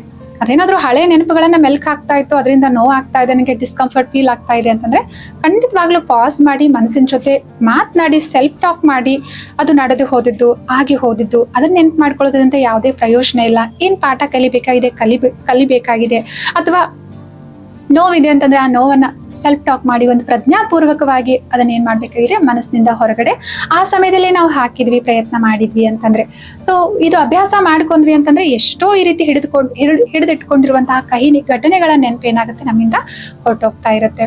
ಸೊ ಅದರಿಂದ ಅದು ಭವಿಷ್ಯದ ಬಗ್ಗೆ ಯೋಚನೆ ಮಾಡ್ತಾ ಇದೆ ಅಂತಂದ್ರೆ ಮನಸ್ಸಿಗೆ ಹೇಳೋಣ, ತಾಳ್ಮೆ ನೀಡೋಣ, ಇನ್ನು ಇದು ಬರೋದಿದೆ ಅಲ್ವಾ, ಅವಾಗ ನೋಡ್ಕೊಳ್ಳೋಣ, ನಾವೆಲ್ಲ ಕರೆಕ್ಟ್ ಆಗಿ ನಮ್ ಕಡೆಯಿಂದ ಮಾಡ್ತಾ ಇದೀವಲ್ವಾ, ಭಯ ಪಡುವಂತ ಯಾವುದೇ ಅವಶ್ಯಕತೆ ಇದ್ರಲಿಲ್ಲ, ಇವಾಗ ಈ ಕೆಲಸ ಮಾಡು ನೀನು. ಸೊ ಮೈಂಡ್ಫುಲ್ ಅನ್ನೆಸ್ ಅನ್ನ ನಾವು ಅಭ್ಯಾಸ ಮಾಡಿದ್ವಿ, ವರ್ತಮಾನದಲ್ಲಿ ನಮ್ಮ ಮನಸ್ಸನ್ನ ನಾವು ಕರೆದುಕೊಂಡು ಬರ್ತಾ ಇದ್ವಿ ಅಂತಂದ್ರೆ ಖಂಡಿತವಾಗ್ಲೂ ಎಷ್ಟೊಂದು ಆಂತರಿಕ ಶಕ್ತಿ ನಮ್ದು ವ್ಯರ್ಥ ಆಗ್ತಿರುತ್ತಲ್ವಾ. ಹಿಂದಿದ್ರ ಬಗ್ಗೆ ಯೋಚನೆ ಮಾಡಿ, ಭವಿಷ್ಯದ ಬಗ್ಗೆ ಯೋಚನೆ ಮಾಡಿ, ಭಯ ಪಡ್ತಾ, ಆತಂಕ ಪಡ್ತಾ ಎಷ್ಟೊಂದು ದಿನನಿತ್ಯ ಆಂತರಿಕ ಎನರ್ಜಿಯನ್ನ ವೇಸ್ಟ್ ಮಾಡ್ತಿರ್ತೀವಿ ನಾವು. ಆ ಎನರ್ಜಿ ನಮ್ಗೆ ತುಂಬಾ ಅವಶ್ಯಕವಾಗಿರುತ್ತೆ. ಬರುವಂತ ಸವಾಲುಗಳನ್ನ ಎದುರಿಸಲಿಕ್ಕೆ, ಬರುವಂತ ಪರಿಸ್ಥಿತಿಗಳನ್ನ ಎದುರಿಸಲಿಕ್ಕೆ ಆಂತರಿಕ ಶಕ್ತಿ ಬೇಕೇ ಬೇಕು. ಆದ್ರೆ ಈ ರೀತಿ ವ್ಯರ್ಥವಾಗಿ ಅದು ಏನೋ ಹರಿದು ಹೋಗ್ತಾ ಇತ್ತು ಅಂತಂದ್ರೆ ಪರಿಸ್ಥಿತಿಗಳು ಬಂದಾಗ ನಾವು ತುಂಬಾ ಗಾಬರಿ ಆಗ್ಬಿಡ್ತೇವೆ, ಭಯ ಪಡ್ತೇವೆ, ಯಾಕಂದ್ರೆ ಎದುರಿಸಲಿಕ್ಕೆ ಒಳಗಡೆ ಶಕ್ತಿ ಇಲ್ವಲ್ಲ. ಸೊ ಅದಕ್ಕೋಸ್ಕರ ದಿನನಿತ್ಯ ಇಡೀ ದಿನ ಒಂದೊಂದು ನಿಮಿಷ ಅಥವಾ 30 ಸೆಕೆಂಡ್ ಸಮಯ ತೆಗೆದುಕೊಂಡು ನಮ್ಮ ಮನಸ್ಸು ಏನ್ ಯೋಚನೆ ಮಾಡ್ತಾ ಇದೆ, ಯಾವ್ದ್ರ ಬಗ್ಗೆ ಯೋಚನೆ ಮಾಡ್ತಾ ಇದೆ ಅಂತ ನೋಡ್ಬಿಟ್ಟು, ಸರಿ ಇಲ್ಲ ಅಂತಂದ್ರೆ ತಕ್ಷಣ ಮನಸ್ಸಿನ ಜೊತೆ ಮಾತಾಡ್ಕೊಂಡು ಸೆಲ್ಫ್ ಟಾಕ್ ಮಾಡ್ಕೊಂಡ್ಬಿಟ್ಟು ಮನಸ್ಸನ್ನ ಅದರಿಂದ ಡಿಟ್ಯಾಚ್ ಮಾಡ್ಬೇಕಾಗಿದೆ, ಬೇರ್ಪಡಿಸ್ಬೇಕಾಗಿದೆ. ಮನಸ್ಸಿಗೆ ಒಂದು ಸರಿಯಾದ ಆಲೋಚನೆಯನ್ನ ನಾವು ಹೇಳ್ಕೊಡ್ಬೇಕಾಗಿದೆ. ಹೇಗೆ ಮನೆಯಲ್ಲಿ ಒಂದು ಚಿಕ್ಕ ಮಗು ಇದೆ ಅಂತಂದ್ರೆ ಮನೆಯವ್ರು ಎಲ್ಲರೂ ಕೂಡ ಅದ್ರ ಬಗ್ಗೆ ಒಂದು ಗಮನ ಇಟ್ಟಿರ್ತಾರೆ, ಅವ್ರವ್ರ ಕೆಲಸ ಎಲ್ಲ ಮಾಡ್ತಾ ಇದ್ರೆ, ಅವ್ರವ್ರ ಜವಾಬ್ದಾರಿ ಎಲ್ಲ ನಿಭಾಯಿಸ್ತಾ ಇದ್ರೆ, ಆದ್ರೆ ಮಗು ಇದೆ ಅಂತಂದ್ರೆ ಮಗು ಏನ್ ಮಾಡ್ತಾ ಇದೆ, ಎಲ್ಲಿದೆ, ಸೊ ಏನಾದ್ರೂ ಬಾಯಲ್ಲಿ ಇಟ್ಕೊಳ್ತಾ ಇದೆಯಾ ಅಂತ ಹೇಳ್ಬಿಟ್ಟು ಒಂದು ಗಮನ ಅಂತ ಅದ್ರ ಕಡೆ ಇರುತ್ತಲ್ವಾ. ನಮ್ಮೆಲ್ಲರ ಒಳಗಡೆ ಒಂದು ಚಿಕ್ಕ ಮಗು ಇದೆ, ಅದುವೇ ನಮ್ಮ ಮನಸ್ಸಾಗಿದೆ. ಇದನ್ನ ನಾವು ಎಷ್ಟು ಚೆನ್ನಾಗಿ ನೋಡ್ಕೊಳ್ತೀವಿ, ಅದಕ್ಕೆ ಎಷ್ಟು ಒಳ್ಳೆ ರೀತಿಯಲ್ಲಿ ನಾವು ಯೋಚನೆ ಮಾಡೋದನ್ನ ಹೇಳ್ಕೊಡ್ತೇವೆ, ಸಕಾರಾತ್ಮಕವಾಗಿ ಯೋಚನೆ ಮಾಡೋದನ್ನ ಹೇಳ್ಕೊಡ್ತೇವೆ, ಅಷ್ಟು ನಾವು ಕೂಡ ಆರಾಮವಾಗಿ ನಿಶ್ಚಿಂತವಾಗಿ ಇರ್ಬೋದಾಗಿದೆ. ಸೊ ಅದರಿಂದ ದಿನಾಲು ಕೂಡ 1 ನಿಮಿಷ ಅಥವಾ 1 ಅವರ್ ಆದ್ಮೇಲೆ 2 ಅವರ್ ಆದ್ಮೇಲೆ ಒಂದು 30 ಸೆಕೆಂಡ್ಸ್ ನಿಮ್ಗೋಸ್ಕರ ನೀವು ಟೈಮ್ ತಗೊಂಡ್ಬಿಟ್ಟು ಮನಸ್ಸಿನ ಕಡೆ ಗಮನ ಹರಿಸ್ತಾ ಇದ್ದೀರಾ ಅಂತಂದ್ರೆ ನಿಜವಾಗ್ಲೂ ನೀವು ನಿಮ್ಮ ಆರೈಕೆಯನ್ನ ಮಾಡ್ಕೊಳ್ತಾ ಇದ್ರೆ, ನಿಮ್ಮ ಬಗ್ಗೆ ಕಾಳಜಿ ವಹಿಸ್ತಾ ಇದ್ರೆ, ನಿಮ್ಮ ಪ್ರೀತಿಯನ್ನ ನಿಮ್ಗಾಗಿ ನೀವು ಈ ರೀತಿ ವ್ಯಕ್ತಪಡಿಸ್ತಾ ಇದ್ರೆ. ಇದನ್ನ ಟ್ರೈ ಮಾಡ್ಬಿಟ್ಟು ನೋಡಿ, ಎಷ್ಟೊಂದು ಎನರ್ಜಿಯನ್ನ ನೀವು ದಿನನಿತ್ಯ ನಿಮ್ದು ಉಳಿಸ್ಬೋದಾಗಿದೆ ಅಂತ ಹೇಳ್ಬಿಟ್ಟು. ಮತ್ತೆ ಯಾವ ರೀತಿ ಆರೈಕೆ ಮಾಡ್ಕೊಳ್ಬಹುದಾಗಿದೆ ನಮ್ಮನ್ನ ನಾವು ನಮ್ಮ ಶರೀರಕ್ಕೆ ಕೊಡುವಂತಹ ಊಟ, ಖಂಡಿತವಾಗ್ಲೂ ಇದ್ರ ಬಗ್ಗೆ ನಾವು ಗಮನ ಹರಿಸಲೇಬೇಕಾಗಿದೆ. ಯಾವ ರೀತಿ ಊಟ ಕೊಡ್ತಾ ಇದ್ದೀನಿ ನಾನು ನನ್ಗೆ, ಯಾಕೆಂತಂದ್ರೆ ಅನ್ನದಂತೆ ಮನಸ್ಸು ಅಂತ ಹೇಳ್ಬಿಟ್ಟು ಗಾದೆ ಮಾತುಗಳೇ ಇದಾವೆ. ನಾವ್ ಎಂತ ಅನ್ನವನ್ನ ಊಟ ಮಾಡ್ತೀವಿ ಅಂತದ್ದೇ ಮನಸ್ಸು ನಮ್ದು ನಿರ್ಮಾಣ ಆಗುತ್ತೆ. ನಮ್ಮ ಮನಸ್ಸು ನಿರಂತರವಾಗಿ ನಮ್ಮ ಶರೀರದ ಮೇಲೆ ಪ್ರಭಾವವನ್ನ ಬೀರ್ತಾ ಇರುತ್ತೆ. ಸೊ ನಮ್ಮ ಮನಸ್ಸು ಸರಿ ಇಲ್ಲ ಅಥವಾ ನಮ್ಮ ಶಾರೀರಿಕವಾಗಿನೂ ನಾವು ಆರಾಮದ ಅನುಭವ ಮಾಡ್ತಾ ಇಲ್ಲ ಅಂತಂದ್ರೆ ನಮ್ಮ ಸಂಬಂಧಗಳ ಮೇಲೆ, ನಮ್ಮ ಕೆಲಸದ ಮೇಲೆ ಪ್ರಭಾವ ಬಿದ್ದೇ ಬೀರುತ್ತೆ. ಸೊ ಆದ್ರಿಂದ ಎಂತ ಊಟ ಮಾಡ್ತಾ ಇದೀವಿ ನಾವು, ಅದು ಸಾತ್ವಿಕವಾಗಿದೆಯಾ, ಸಸ್ಯಾಹಾರವಾಗಿದೆಯಾ ಅಂತ ಹೇಳ್ಬಿಟ್ಟು ಚೆಕ್ ಮಾಡ್ಕೊಳ್ಳೇಬೇಕಾಗಿದೆ. ಯಾಕೆ ಅಂತಂದ್ರೆ ಒಂದ್ ವೇಳೆ ಏನಾದ್ರೂ ನಾವು ಮಾಂಸಾಹಾರವನ್ನ ಸೇವನೆ ಮಾಡ್ತಾ ಇದ್ವಿ, ನಮ್ಗೆಲ್ಲ ಚೆನ್ನಾಗಿದೆ ಅಂತಾನೆ ಅನಿಸ್ತಾ ಇದ್ರು, ಆದ್ರೆ ಭಾವನಾತ್ಮಕವಾಗಿ ನಮ್ದು ಇಮ್ಯುನಿಟಿ ಸಿಸ್ಟಮ್ ಹೇಗಿದೆ, ಸೊ ನಾವೆಲ್ಲರೂ ಕೂಡ 1 ನಿಮಿಷ ಯೋಚನೆ ಮಾಡಿದ್ವಿ, ಅಥವಾ ಆ ಪ್ರಾಣಿಗಳ ಮಾಂಸ ಎಲ್ಲಿ ಮಾರಾಟ ಮಾಡ್ತಾ ಇದ್ರೆ ಅಲ್ಲಿ ವ್ಯವಸ್ಥೆಯನ್ನ ನಾವು ನೋಡಿದ್ವಿ ಅಂತಂದ್ರೆ, ಅಥವಾ ಅಲ್ಲಿ ಹೋಗಿ ನಮ್ಗೆ ನೋಡ್ಲಿಕ್ಕೆ ಆಗೋದಿಲ್ಲ ಅಂತಂದ್ರೆ ಅವುಗಳ ಬಗ್ಗೆನೇ ಅವೇರ್ನೆಸ್ ಕ್ರಿಯೇಟ್ ಮಾಡೋದಕ್ಕೋಸ್ಕರ ಎಷ್ಟೊಂದೆಲ್ಲ ಜನರು ವಿಡಿಯೋಸ್ಗಳನ್ನ ಮಾಡ್ತಾ ಇದ್ರೆ ಅಂತವುಗಳ ಬಗ್ಗೆ ಸ್ವಲ್ಪ ನಾವು ಗಮನ ಹರಿಸಿದ್ವಿ ಅಂತಂದ್ರೆ ಅಲ್ಲಿರುವಂತಹ ಸಿಚುವೇಶನ್, ಪರಿಸ್ಥಿತಿ ಏನಿದೆ ಅಂತ ಹೇಳ್ಬಿಟ್ಟು ನಮ್ಗೆ ಅರ್ಥ ಆಗುತ್ತೆ ಅಲ್ವಾ. ಚಿಕ್ಕ ಕೊಠಡಿಯಲ್ಲಿ, ಚಿಕ್ಕ ಸ್ಥಳದಲ್ಲಿ 4-5 ಈ ಕೋಳಿಗಳನ್ನ ಇಟ್ಟಿರ್ತಾರೆ. ಪಾಪ ಅವುಗಳಿಗೆ ಒಂದಕ್ಕೊಂದು ತಾಗ್ಬಿಟ್ಟು ಅವುಗಳ ರೆಕ್ಕೆ ಎಲ್ಲ ಉದುರು ಬೀಳ್ತಿರ್ತವೆ, ಗಾಯ ಆಗ್ತಿರುತ್ತೆ. ಅವುಗಳು ಒಂದ್ರ ಮೇಲೆ ಒಂದು ಜಗಳ ಮಾಡಬಾರ್ದು, ಆ ಸ್ಥಳದಲ್ಲೇ ಇರಬೇಕು ಅಂತ ಹೇಳ್ಬಿಟ್ಟು ಅವುಗಳ ಚೂಂಚನ್ನ ಚಿಕ್ಕ ವಯಸ್ಸಲ್ಲೇನೆ ಕಟ್ ಮಾಡಿರ್ತಾರೆ. ಎಷ್ಟೊಂದು ಅಲ್ಲಿ ಕ್ಲೀನ್ಲಿನೆಸ್, ಹೈಜೀನ್ ಪ್ರತಿದಿನ ಏನ್ ಸ್ವಚ್ಛಗೊಳಿಸ್ತಾ ಇರೋದಿಲ್ಲ. 10-12 ವರ್ಷ ಬಾಳ್ಬೇಕಾದ ಪ್ರಾಣಿಗಳು 2-3 ವರ್ಷನೇ ಮ್ಯಾಕ್ಸಿಮಮ್ ಬದುಕ್ತಿರ್ತವೆ. ಅಥವಾ ತುಂಬಾ ಅವುಗಳ ಪರಿಸ್ಥಿತಿಯನ್ನ ನೋಡಿದ್ರೆ ಕರಳು ಕಿವುಚುವಷ್ಟು ನಮ್ಗೆ ಬೇಸರ ಆಗುತ್ತೆ. ನಾವ್ ಯಾವ್ದನ್ನ ಇದ್ರ ಕಡೆ ಗಮನ ಕೊಡ್ತಿಲ್ಲ ಅಲ್ವಾ, ಅದಕ್ಕೆ ನಮ್ಗೆ ಯಾವ್ದು ನಾವು ಮಾಡ್ತಿರೋದು ಇದು ಸರಿನಾ ತಪ್ಪು ಆಯ್ಕೆ ಅಂತ ಹೇಳ್ಬಿಟ್ಟು ನಮ್ಗೆ ಎಷ್ಟೋ ಬಾರಿ ಅನ್ಸೋದಿಲ್ಲ. ಅದಕ್ಕೋಸ್ಕರ ಸ್ವಲ್ಪ ಅವುಗಳಲ್ಲಿ ಕೂಡ ಭಾವನೆ ಇದೆ, ಅವುಗಳಿಗೂ ಕೂಡ ನೋವಾಗುತ್ತೆ, ಅವುಗಳಿಗೂ ಕೂಡ ಯಾರಾದ್ರೂ ಹೊಡೆದ್ರೆ ಬಡಿದ್ರೆ ಹಿಂಸೆ ಅನುಭವನ ಮಾಡ್ತವೆ, ನೋವು ಪಡ್ತಾವೆ. ಸೊ ಇದನ್ನ ನಾವು ಅರ್ಥ ಮಾಡ್ಕೊಂಡ್ವಿ ಅಂತಂದ್ರೆ ಅವುಗಳನ್ನ ಸಾಯಿಸ್ಬೇಕಾದ್ರೆ ಅವುಗಳ ಜೊತೆ ಎಷ್ಟೊಂದು ಚಿತ್ರಹಿಂಸೆ ಆಗುತ್ತೆ ಅಲ್ವಾ. ಆ ನೋವಿನಲ್ಲಿ ಅವು ಸತ್ತೋಗ್ತವೆ, ಆ ನೋವಿನ ಎನರ್ಜಿ ಅವುಗಳ ಮಾಂಸದಲ್ಲಿ ಇರುತ್ತೆ. ನಾವು ಅವುಗಳನ್ನ ನೀರಿನಿಂದ ತೊಳಿಬಹುದು, ರಕ್ತ ಇದ್ರೆ ಅಥವಾ ಗಲೀಜ್ ಆಗಿದ್ರೆ ಆ ಎನರ್ಜಿ ಅಂತೂ ನೀರಿನಲ್ಲಿ ತೊಳೆದು ಹೋಗೋದಿಲ್ಲ ಅಲ್ವಾ. ಬೇಯಿಸಿದ್ರೆ ಆ ಎನರ್ಜಿಯನ್ನು ನಷ್ಟ ಆಗಿ ಹೋಗೋದಿಲ್ಲ ಅಲ್ವಾ.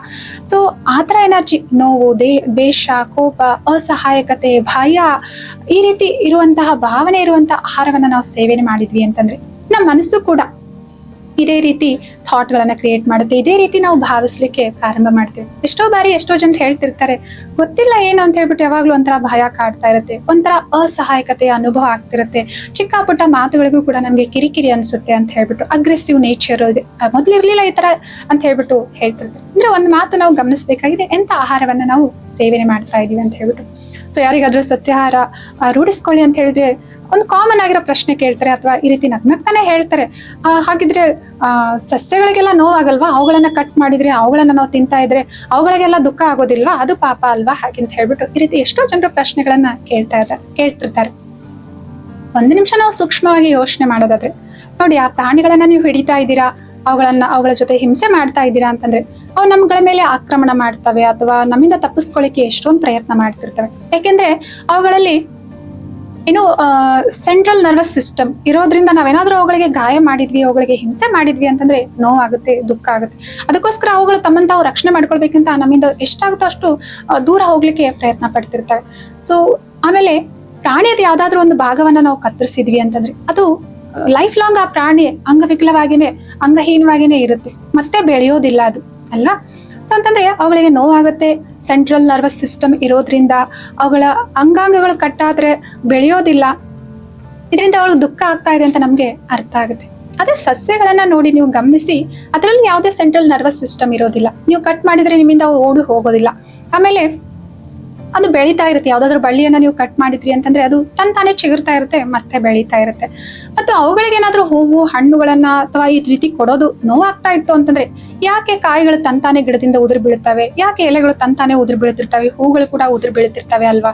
ನೋವಾಗುತ್ತೆ ಅಂತಂದ್ರೆ ಮರ ಅದನ್ನ ಉದುರ್ಲಿಕ್ಕೆನೆ ಬಿಡ್ತಾ ಇರ್ಲಿಲ್ಲ ಅಲ್ವಾ? ಸೊ ಅದರಿಂದ ಅವುಗಳ ವಿನ್ಯಾಸನ ಆಗಿದೆ. ನಾವು ಕಟ್ ಮಾಡಿದ್ವಿ, ನಾವು ನೋಡಿ ಕೆಲವೊಂದ್ ಬಾರಿ ಹಣ್ಣುಗಳು ಗಿಡದಿಂದ ಬಿದ್ದಿರ್ತವೆ, ಅದರಲ್ಲಿ ಇರುವಂತಹ ಬೀಜದಿಂದ ಇನ್ನೊಂದ್ ಮರ ಅಲ್ಲೇ ಉತ್ಪತ್ತಿ ಆಗಿ ಹೋಗುತ್ತೆ ಅಲ್ವಾ, ಇನ್ನೊಂದ್ ಮರ ಬೆಳೆಯುತ್ತೆ ಅಂತಂದ್ರೆ ಅವುಗಳಿಗೆ ಯಾವುದೇ ನೋವು ಆಗೋದಿಲ್ಲ ನಾವು ಅವುಗಳನ್ನ ಕಟ್ ಮಾಡೋದ್ರಿಂದ, ತೆಗೆದುಕೊಳ್ಳೋದ್ರಿಂದ. ಈ ಪ್ರಕೃತಿಯಲ್ಲಿ ಅವುಗಳ ವಿನ್ಯಾಸನೇ ಆ ರೀತಿ ಇದೆ. ಆದ್ರಿಂದ ಸಾತ್ವಿಕ ಆಹಾರವನ್ನ ಬಳಸೋದ್ರಿಂದ ನಾವು ಸಾತ್ವಿಕ ಮನಸ್ಸನ್ನ ಹೊಂದಿರ್ತೇವೆ. ಅದರಿಂದ ನಮ್ಮ ಶರೀರ ಕೂಡ ಖಂಡಿತವಾಗ್ಲೂ ಆರೋಗ್ಯವಾಗಿರುತ್ತೆ. ನಾವು ಆಹಾರದ ಕಡೆ ಗಮನ ಕೊಟ್ವಿ ಅಂತಂದ್ರೆ ಖಂಡಿತವಾಗ್ಲೂ ನಮ್ಮ ಮನಸ್ಸನ್ನು ಕೂಡ ಸಾತ್ವಿಕವಾಗಿ ಮಾಡ್ಕೊಳ್ಳಿಕ್ಕೆ ಸಾಧ್ಯ ಇದೆ. ಸೊ ಸಾತ್ವಿಕ ಆಹಾರ, ಸಸ್ಯಾಹಾರವನ್ನ ಆಯ್ಕೆ ಮಾಡ್ಕೊಳ್ಳೋದು ಕೂಡ ನೀವು ನಿಮ್ ಬಗ್ಗೆ ವಹಿಸುವಂತಹ ಕಾಳಜಿಯಾಗಿದೆ, ಆರೈಕೆಯಾಗಿದೆ, ನೀವು ನಿಮ್ ಬಗ್ಗೆ ತೋರಿಸುವಂತಹ ಪ್ರೀತಿಯಾಗಿದೆ. ಇದನ್ನ ಸ್ವಲ್ಪ ದಿನ ನೀವು ಎಕ್ಸ್ಪೆರಿಮೆಂಟ್ ಮಾಡಿ ನೋಡಿ, ಅನುಭವ ಮಾಡಿ. ಒಂದು ಸಾತ್ವಿಕ ಆಗಿರುವಂತಹ ಒಳ್ಳೆ ರೀತಿಯಲ್ಲಿ ಕುಕ್ ಮಾಡಿರುವಂತಹ ಮನೆ ಅಡಿಗೆಯನ್ನ ನಾವು ಊಟ ಮಾಡ್ತಾ ಇದೀವಿ ಅಂತಂದ್ರೆ, ಎಷ್ಟೋ ಬಾರಿ ನಾವು ಅವಸರದಲ್ಲಿ ಹೊರಗಡೆ ಅಡಿಗೆ ಮಾಡಿರೋದನ್ನ ತಿಂತೇವೆ. ಅವ್ರ ಮನಸ್ಥಿತಿ ಹೇಗಿರುತ್ತೆ ಗೊತ್ತಿಲ್ಲ, ಮನಸ್ಸಿನ ವೈಬ್ರೇಷನ್ಸ್ಗಳು ಹೇಗಿರುತ್ತೆ ಗೊತ್ತಿಲ್ಲ. ನಮ್ಮೆಲ್ಲರೂ ಕೂಡ ಗೊತ್ತಿದೆ, ಆಹಾರ ಮತ್ತು ನೀರು ಅನ್ನೋದು ನಮ್ಮ ವೈಬ್ರೇಷನ್ಗಳನ್ನ ಹೀರ್ಕೊಳ್ತವೆ. ಸೊ ಆದ್ರಿಂದ ಅಡಿಗೆ ಮಾಡೋರ್ ಮನಸ್ಸು ಸರಿಯಾಗಿರ್ಲಿಲ್ಲ, ಅಡಿಗೆ ಮಾಡೋರ್ ಮನಸ್ಸಲ್ಲಿ ಕೋಪ, ದ್ವೇಷ ಆ ಸಮಯದಲ್ಲಿ ಇತ್ತು ಅಂತಂದ್ರೆ ಆ ಅಡಿಗೆನ ಸೇವಿಸುವಂತರ ಮನಸ್ಸಿನ ಮೇಲೂ ಆ ಕಂಪನಗಳು ಏನಾಗ್ತವೆ, ಪ್ರಭಾವ ಬೀರ್ತವೆ. ಸೊ ನಮ್ಗೆ ನಮ್ಮ ಭಾವನಾತ್ಮಕವಾಗಿ ನಾವು ಎಷ್ಟು ಬದಲಾವಣೆ ಆಗ್ತಾ ಇದೀವಿ ಒಂದು ಚೆಕ್ ಮಾಡ್ಕೊಳ್ಳೋಣ, ನೋಡೋಣ ಈ ಆಹಾರ ಹೆಂಗ್ ಪ್ರಭಾವ ಬೀರ್ತಾ ಇದೆ ಅಂತಂದ್ರೆ ಖಂಡಿತವಾಗ್ಲೂ ಒಂದ್ ತಿಂಗಳು, 2 ತಿಂಗಳು, 3 ತಿಂಗಳು ಅಂತ ಹೇಳ್ಬಿಟ್ಟು ಈ ರೀತಿ ಚಾಲೆಂಜ್ ನ ತಗೊಂಡ್ಬಿಟ್ಟು ಮನೇಲಿ ತಯಾರಿಸಿದ ಅಡಿಗೆಯನ್ನೇ, ಸಸ್ಯಾಹಾರವನ್ನೇ ನೀವು ಊಟ ಮಾಡ್ಬಿಟ್ಟು ನೋಡಿ, ಯಾವ ರೀತಿ ನೀವು ಭಾವನಾತ್ಮಕವಾಗಿ ಫೀಲ್ ಮಾಡ್ತೀರಾ, ಅನುಭವ ಮಾಡ್ತೀರಾ, ಮೆಂಟಲಿ ಯಾವ ರೀತಿ ನೀವು ಎಂಪವರ್ಡ್ ಫೀಲ್ ಮಾಡ್ತೀರಾ ಅಂತ ಆ ವ್ಯತ್ಯಾಸ ನಿಮ್ಗೆ ಖಂಡಿತವಾಗ್ಲೂ ಗೊತ್ತಾಗುತ್ತೆ. ಇದನ್ನ ಎಕ್ಸ್ಪೆರಿಮೆಂಟ್ ಮಾಡ್ಬಿಟ್ಟು ನೀವು ಟೆಸ್ಟ್ ಮಾಡಿ ನೋಡ್ಬೋದಾಗಿದೆ. ಆದ್ರಿಂದ ಆಹಾರದಲ್ಲಿ ಸಾತ್ವಿಕ ಆಯ್ಕೆ ಮಾಡೋದು ಕೂಡ ಏನಾಗಿದೆ, ನಮ್ಮ ಬಗ್ಗೆ ನಾವು ಪ್ರೀತಿಯನ್ನ ವ್ಯಕ್ತಪಡಿಸೋದೇ ಆಗಿದೆ. ಸೊ ಇದಾದ್ಮೇಲೆ ನಮ್ಮ ಕರ್ಮಗಳು. ಖಂಡಿತವಾಗ್ಲು ಎಷ್ಟೋ ಬಾರಿ ಕೆಲವೊಂದು ಸಲ ನಾವು ತಪ್ಪುಗಳನ್ನ ಮಾಡ್ತಾ ಇರ್ತೇವೆ. ಆ ತಪ್ಪುಗಳಿಗೆ ಕಾರಣ ಏನು ಅಂತಂದ್ರೆ, ನಾನು ಇವ್ರಿಗೋಸ್ಕರ ಮಾಡಿದೆ, ಇವ್ರು ಹೇಳಿದ್ರು ಅಂತ ಮಾಡಿದೆ, ಇವ್ರು ಚೆನ್ನಾಗಿರ್ಲಿ ಅಂತ ಮಾಡಿದೆ ಅಂತ ಹೇಳ್ಬಿಟ್ಟು ಇನ್ನೊಬ್ರಿಗೋಸ್ಕರ ನಾವು ನಮ್ಮ ಕರ್ಮದ ಶಕ್ತಿಯನ್ನ ಕಡಿಮೆ ಮಾಡ್ಕೊಂಡ್ವಿ ಅಂತಂದ್ರೆ ಖಂಡಿತವಾಗ್ಲು ಇದು ತುಂಬಾ ವಾಸ್ತವಿಕವಾದ ಸತ್ಯ ಆಗಿದೆ. ಕರ್ಮದ ಪ್ರಯಾಣದಲ್ಲಿ ನಾವೆಲ್ಲರೂ ಕೂಡ ಒಬ್ಬಂಟಿಗಳಾಗಿದ್ದೇವೆ. ಈ ಕರ್ಮದ ಪ್ರಯಾಣದಲ್ಲಿ ನಾವೆಲ್ಲರೂ ಕೂಡ ಏಕಾಂಗಿಗಳಾಗಿದ್ದೇವೆ. ಕಾರಣ ಏನಾದ್ರೂ ಇರ್ಬೋದು, ನಾನೇನ್ ಮಾಡ್ತಾ ಇದ್ದೀನಲ್ವಾ, ಆ ಕರ್ಮದ ಪ್ರತಿಯೊಂದು ಕಾನ್ಸಿಕ್ವೆನ್ಸ್, ಪರಿಣಾಮ ನಾನು ಅನುಭವ ಮಾಡ್ಬಿಟ್ಟೆ ಚುಕ್ತ ಮಾಡ್ಬೇಕಾಗುತ್ತೆ. ಸೊ ಕರ್ಮದ ಲೆಕ್ಕಾಚಾರ ಆಗ್ಬೇಕಾದ್ರೆ ನಾನು ಇವ್ರಿಗೋಸ್ಕರ ಮಾಡ್ದೆ, ಅವ್ರಿಗೂ ಪಾಲ್ ಹೋಗ್ಲಿ, ಇವ್ರಿಗೋಸ್ಕರ ಮಾಡ್ದೆ, ಇವ್ರಿಗೂ ಪಾಲ್ ಹೋಗ್ಲಿ ಅಂತಂದ್ರೆ ಅಲ್ಲಿ ಪಾಲ್ ಹೋಗೋದಿರೋದಿಲ್ಲ. ಸೊ ಯಾರಿಗೋಸ್ಕರ ಮಾಡಿದ್ರಲ್ಲ ಅವ್ರನ್ನು ಕೂಡ ಕರೆಸಿ ಕೇಳಿದ್ರು, ನಾವೇನ್ ಹೇಳಿರ್ಲಿಲ್ವಲ್ವಾ ನಿಮ್ಗೆ ಈ ರೀತಿ ಮಾಡಿ ಅಂತ ಹೇಳ್ಬಿಟ್ಟು ಅಂತಾನೆ ಉತ್ತರ ಬರುತ್ತೆ. ಸೊ ಖಂಡಿತವಾಗ್ಲೂ ನಮ್ಗೆ ಇದ್ರ ಬಗ್ಗೆ ರೆಸ್ಪಾನ್ಸಿಬಿಲಿಟಿ, ಜವಾಬ್ದಾರಿಯನ್ನು ತೆಗೆದುಕೊಳ್ಳಲೇಬೇಕಾಗಿದೆ. ನಮ್ಮ ಸಾಮರ್ಥ್ಯದ ಅನುಸಾರ ನಾವು ಕೆಲಸ ಮಾಡೋಣ, ಹಾನೆಸ್ಟಿಯಿಂದ, ಪ್ರಾಮಾಣಿಕತೆಯಿಂದ ಕೆಲಸ ಮಾಡೋಣ. ನಮ್ಮ ಹಣದ ಮೂಲ ಸಾತ್ವಿಕವಾಗಿರ್ಲಿ. ಸೊ ನಮ್ಮ ಕರ್ಮ ಪ್ರತಿಯೊಬ್ಬರ ಜೊತೆನೂ ನಾವು ಯಾರ ಬಗ್ಗೆ ಯಾವ ರೀತಿ ಆಲೋಚನೆ ಮಾಡ್ತಾ ಇದೀವಿ ಅದು ಕೂಡ ಸೂಕ್ಷ್ಮವಾದ ಕರ್ಮನೇ ತಯಾರಾಗ್ತಾ ಇದೆ. ನಮ್ಮ ಮಾತುಗಳು ಮಧುರ ಆಗಿರ್ಲಿ, ನಮ್ಮ ಆಲೋಚನೆಗಳು ಶುದ್ಧವಾಗಿರ್ಲಿ, ಶ್ರೇಷ್ಠವಾಗಿರ್ಲಿ, ನಮ್ಮ ವ್ಯವಹಾರ ಚೆನ್ನಾಗಿರ್ಲಿ, ಪ್ರತಿಯೊಂದು ಕರ್ಮನೂ ಕೂಡ ಏನಾಗಿರ್ಲಿ, ಚೆನ್ನಾಗಿರ್ಲಿ, ಶ್ರೇಷ್ಠವಾಗಿರ್ಲಿ, ಪ್ರಾಮಾಣಿಕತೆಯಿಂದ ಕೂಡಿರ್ಲಿ.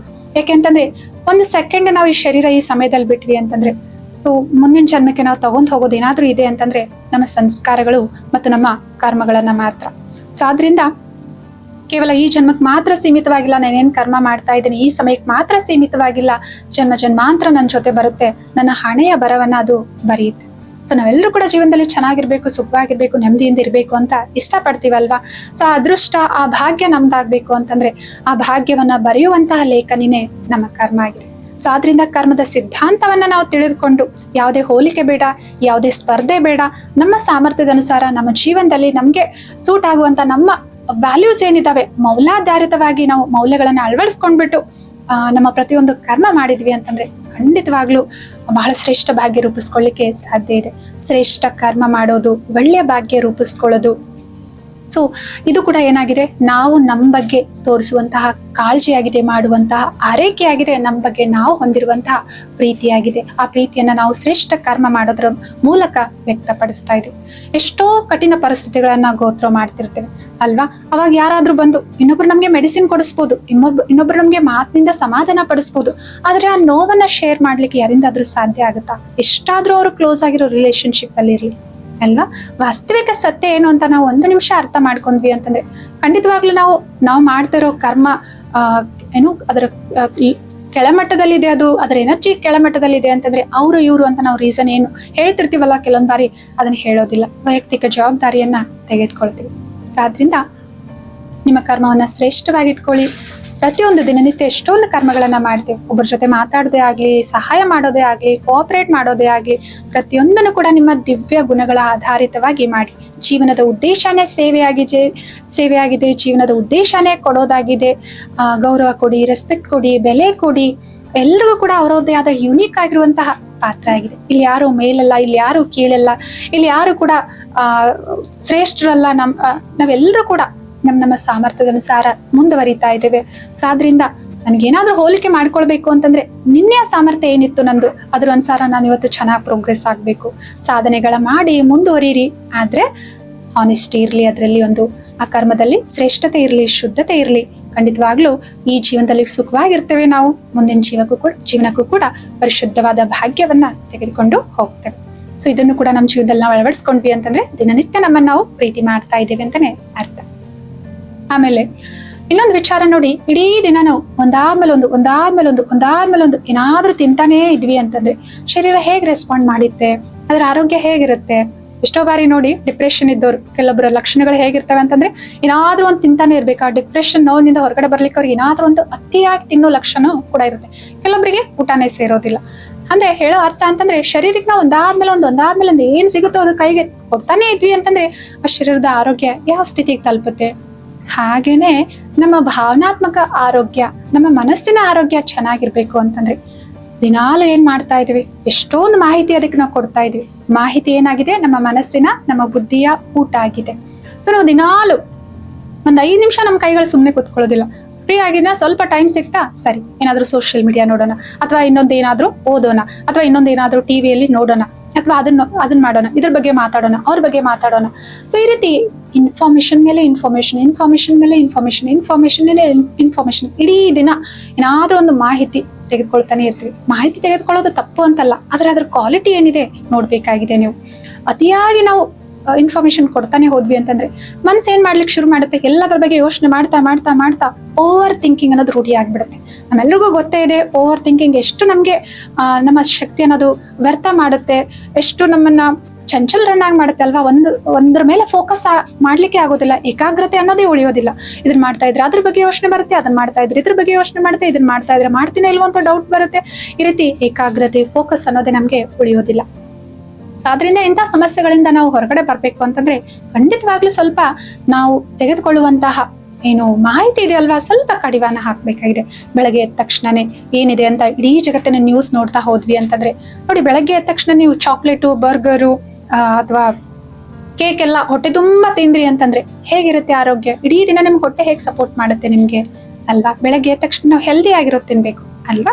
ಸೊ ಅದಕ್ಕೆ ನೋಡಿ, ಬೆಳಗ್ಗೆ ಎದ್ದಾದ್ಮೇಲೆ ಶ್ಲೋಕ ಹೇಳೋದು, ದೇವರ ಸ್ಮರಣೆ ಮಾಡೋದು, ಗಾಯನ ಮಾಡೋದು, ಕೀರ್ತನೆ ಮಾಡೋದು, ನಮ್ಮ ಭಾರತೀಯ ಸಂಸ್ಕೃತಿಯಲ್ಲಿ ಎಷ್ಟೊಂದು ಒಳ್ಳೆ ಒಳ್ಳೆ ರೂಢಿಗಳಿದಾವೆ ಅಲ್ವಾ?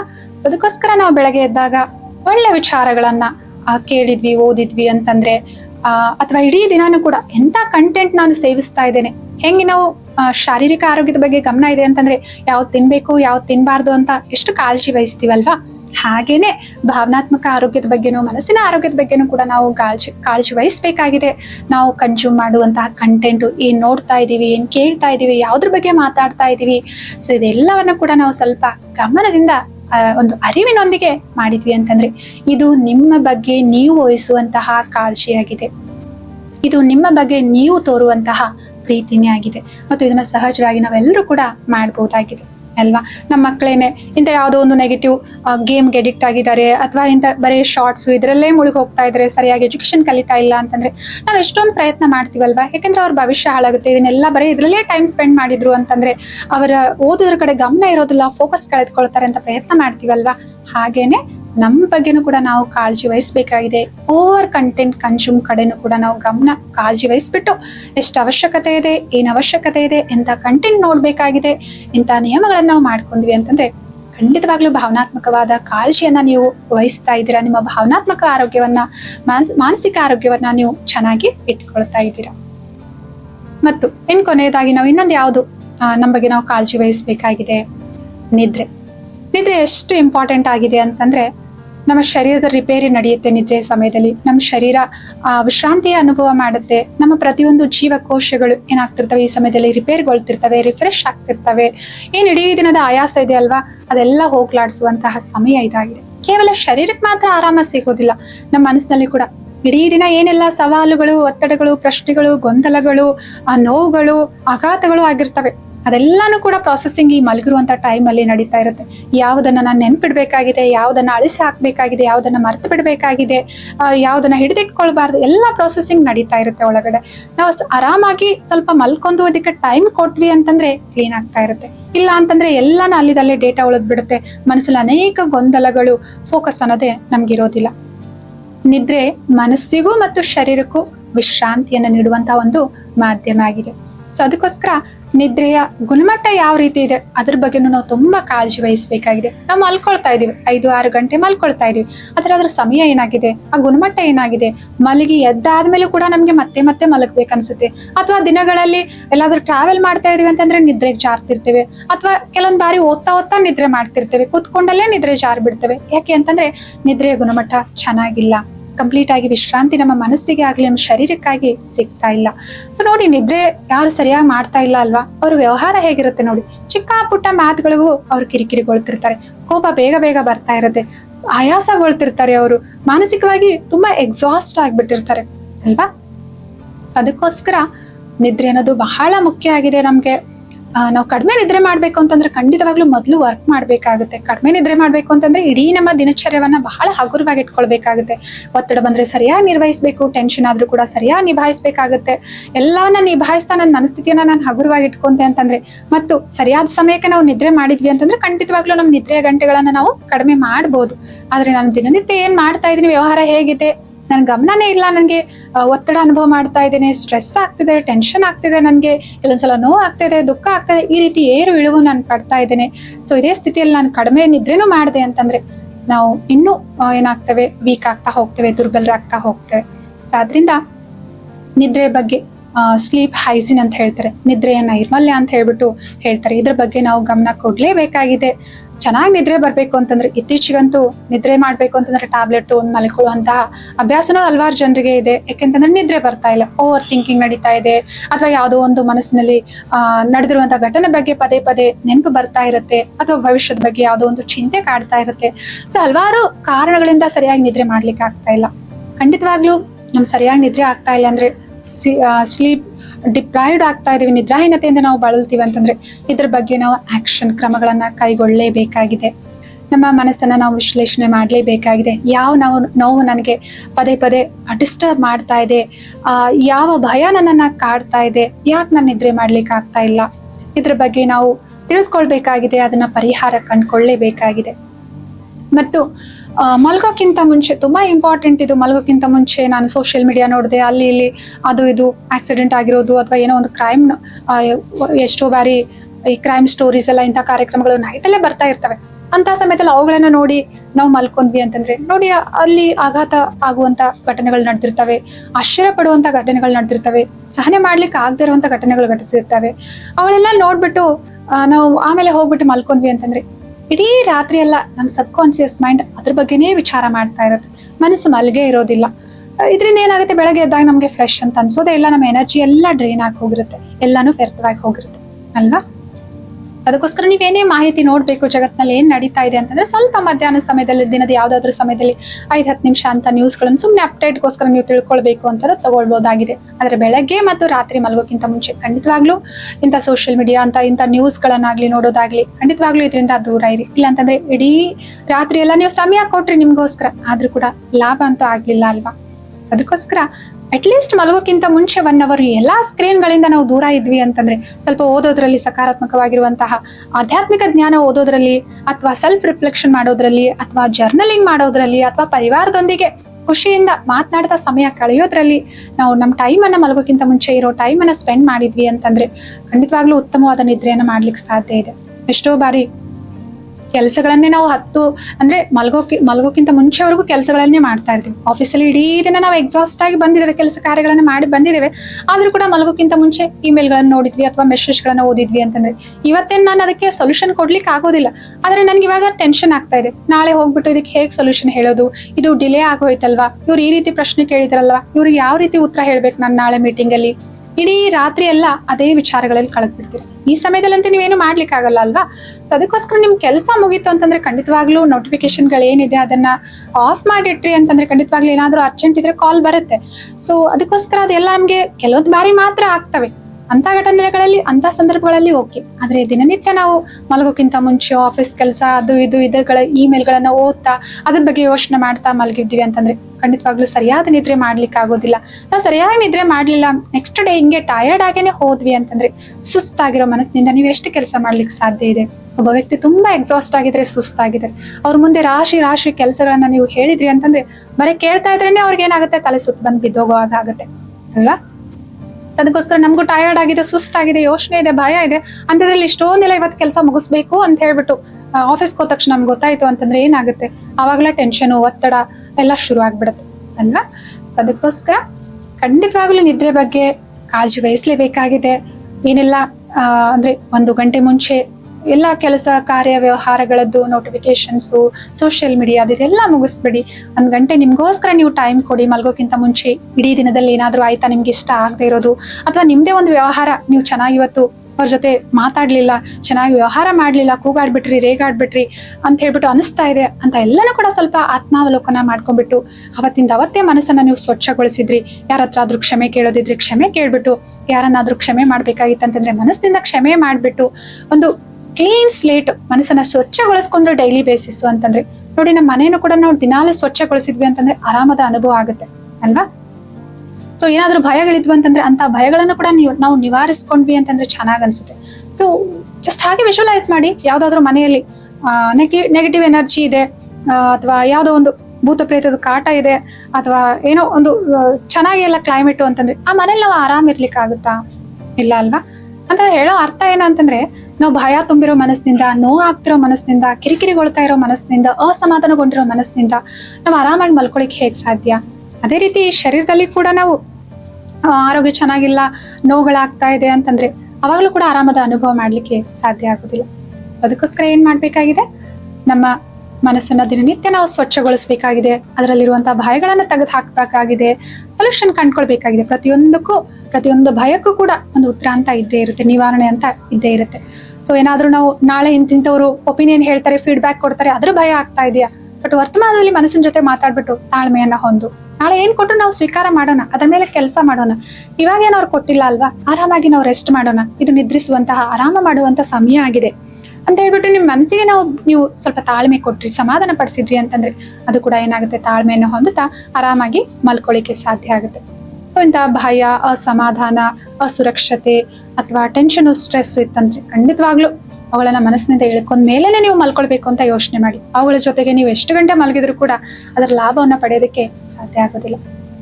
ಸೊ ಚೆನ್ನಾಗಿ ನೀವು ವಿಶ್ರಾಂತಿಯನ್ನ ಮಾಡ್ತಾ ಇದ್ದೀರಾ, ನಿದ್ರೆ ಮಾಡ್ತಾ ಇದ್ದೀರಾ ಅಂತಂದ್ರೆ ಇದು ನಿಮಗೆ ನೀವು ಮಾಡ್ಕೊಳ್ಳುವಂತಹ ಕಾಳಜಿಯಾಗಿದೆ, ನಿಮ್ ಬಗ್ಗೆ ನಿಮ್ಗಿರುವಂತಹ ಪ್ರೀತಿಯನ್ನ ವ್ಯಕ್ತಪಡಿಸುವಂತಹ ಮಾಧ್ಯಮ ಆಗಿದೆ. ಸೊ ಅದ್ರಿಂದ ಇವೆಲ್ಲ ಚಿಕ್ಕ ಪುಟ್ಟವು ಅಲ್ವಾ, ಇಡೀ ದಿನ ನಾವು ಆರಾಮಾಗಿ ಇವುಗಳನ್ನ ಅಳವಡಿಸ್ಕೊಂಡ್ ಬಿಡ್ಬೋದು.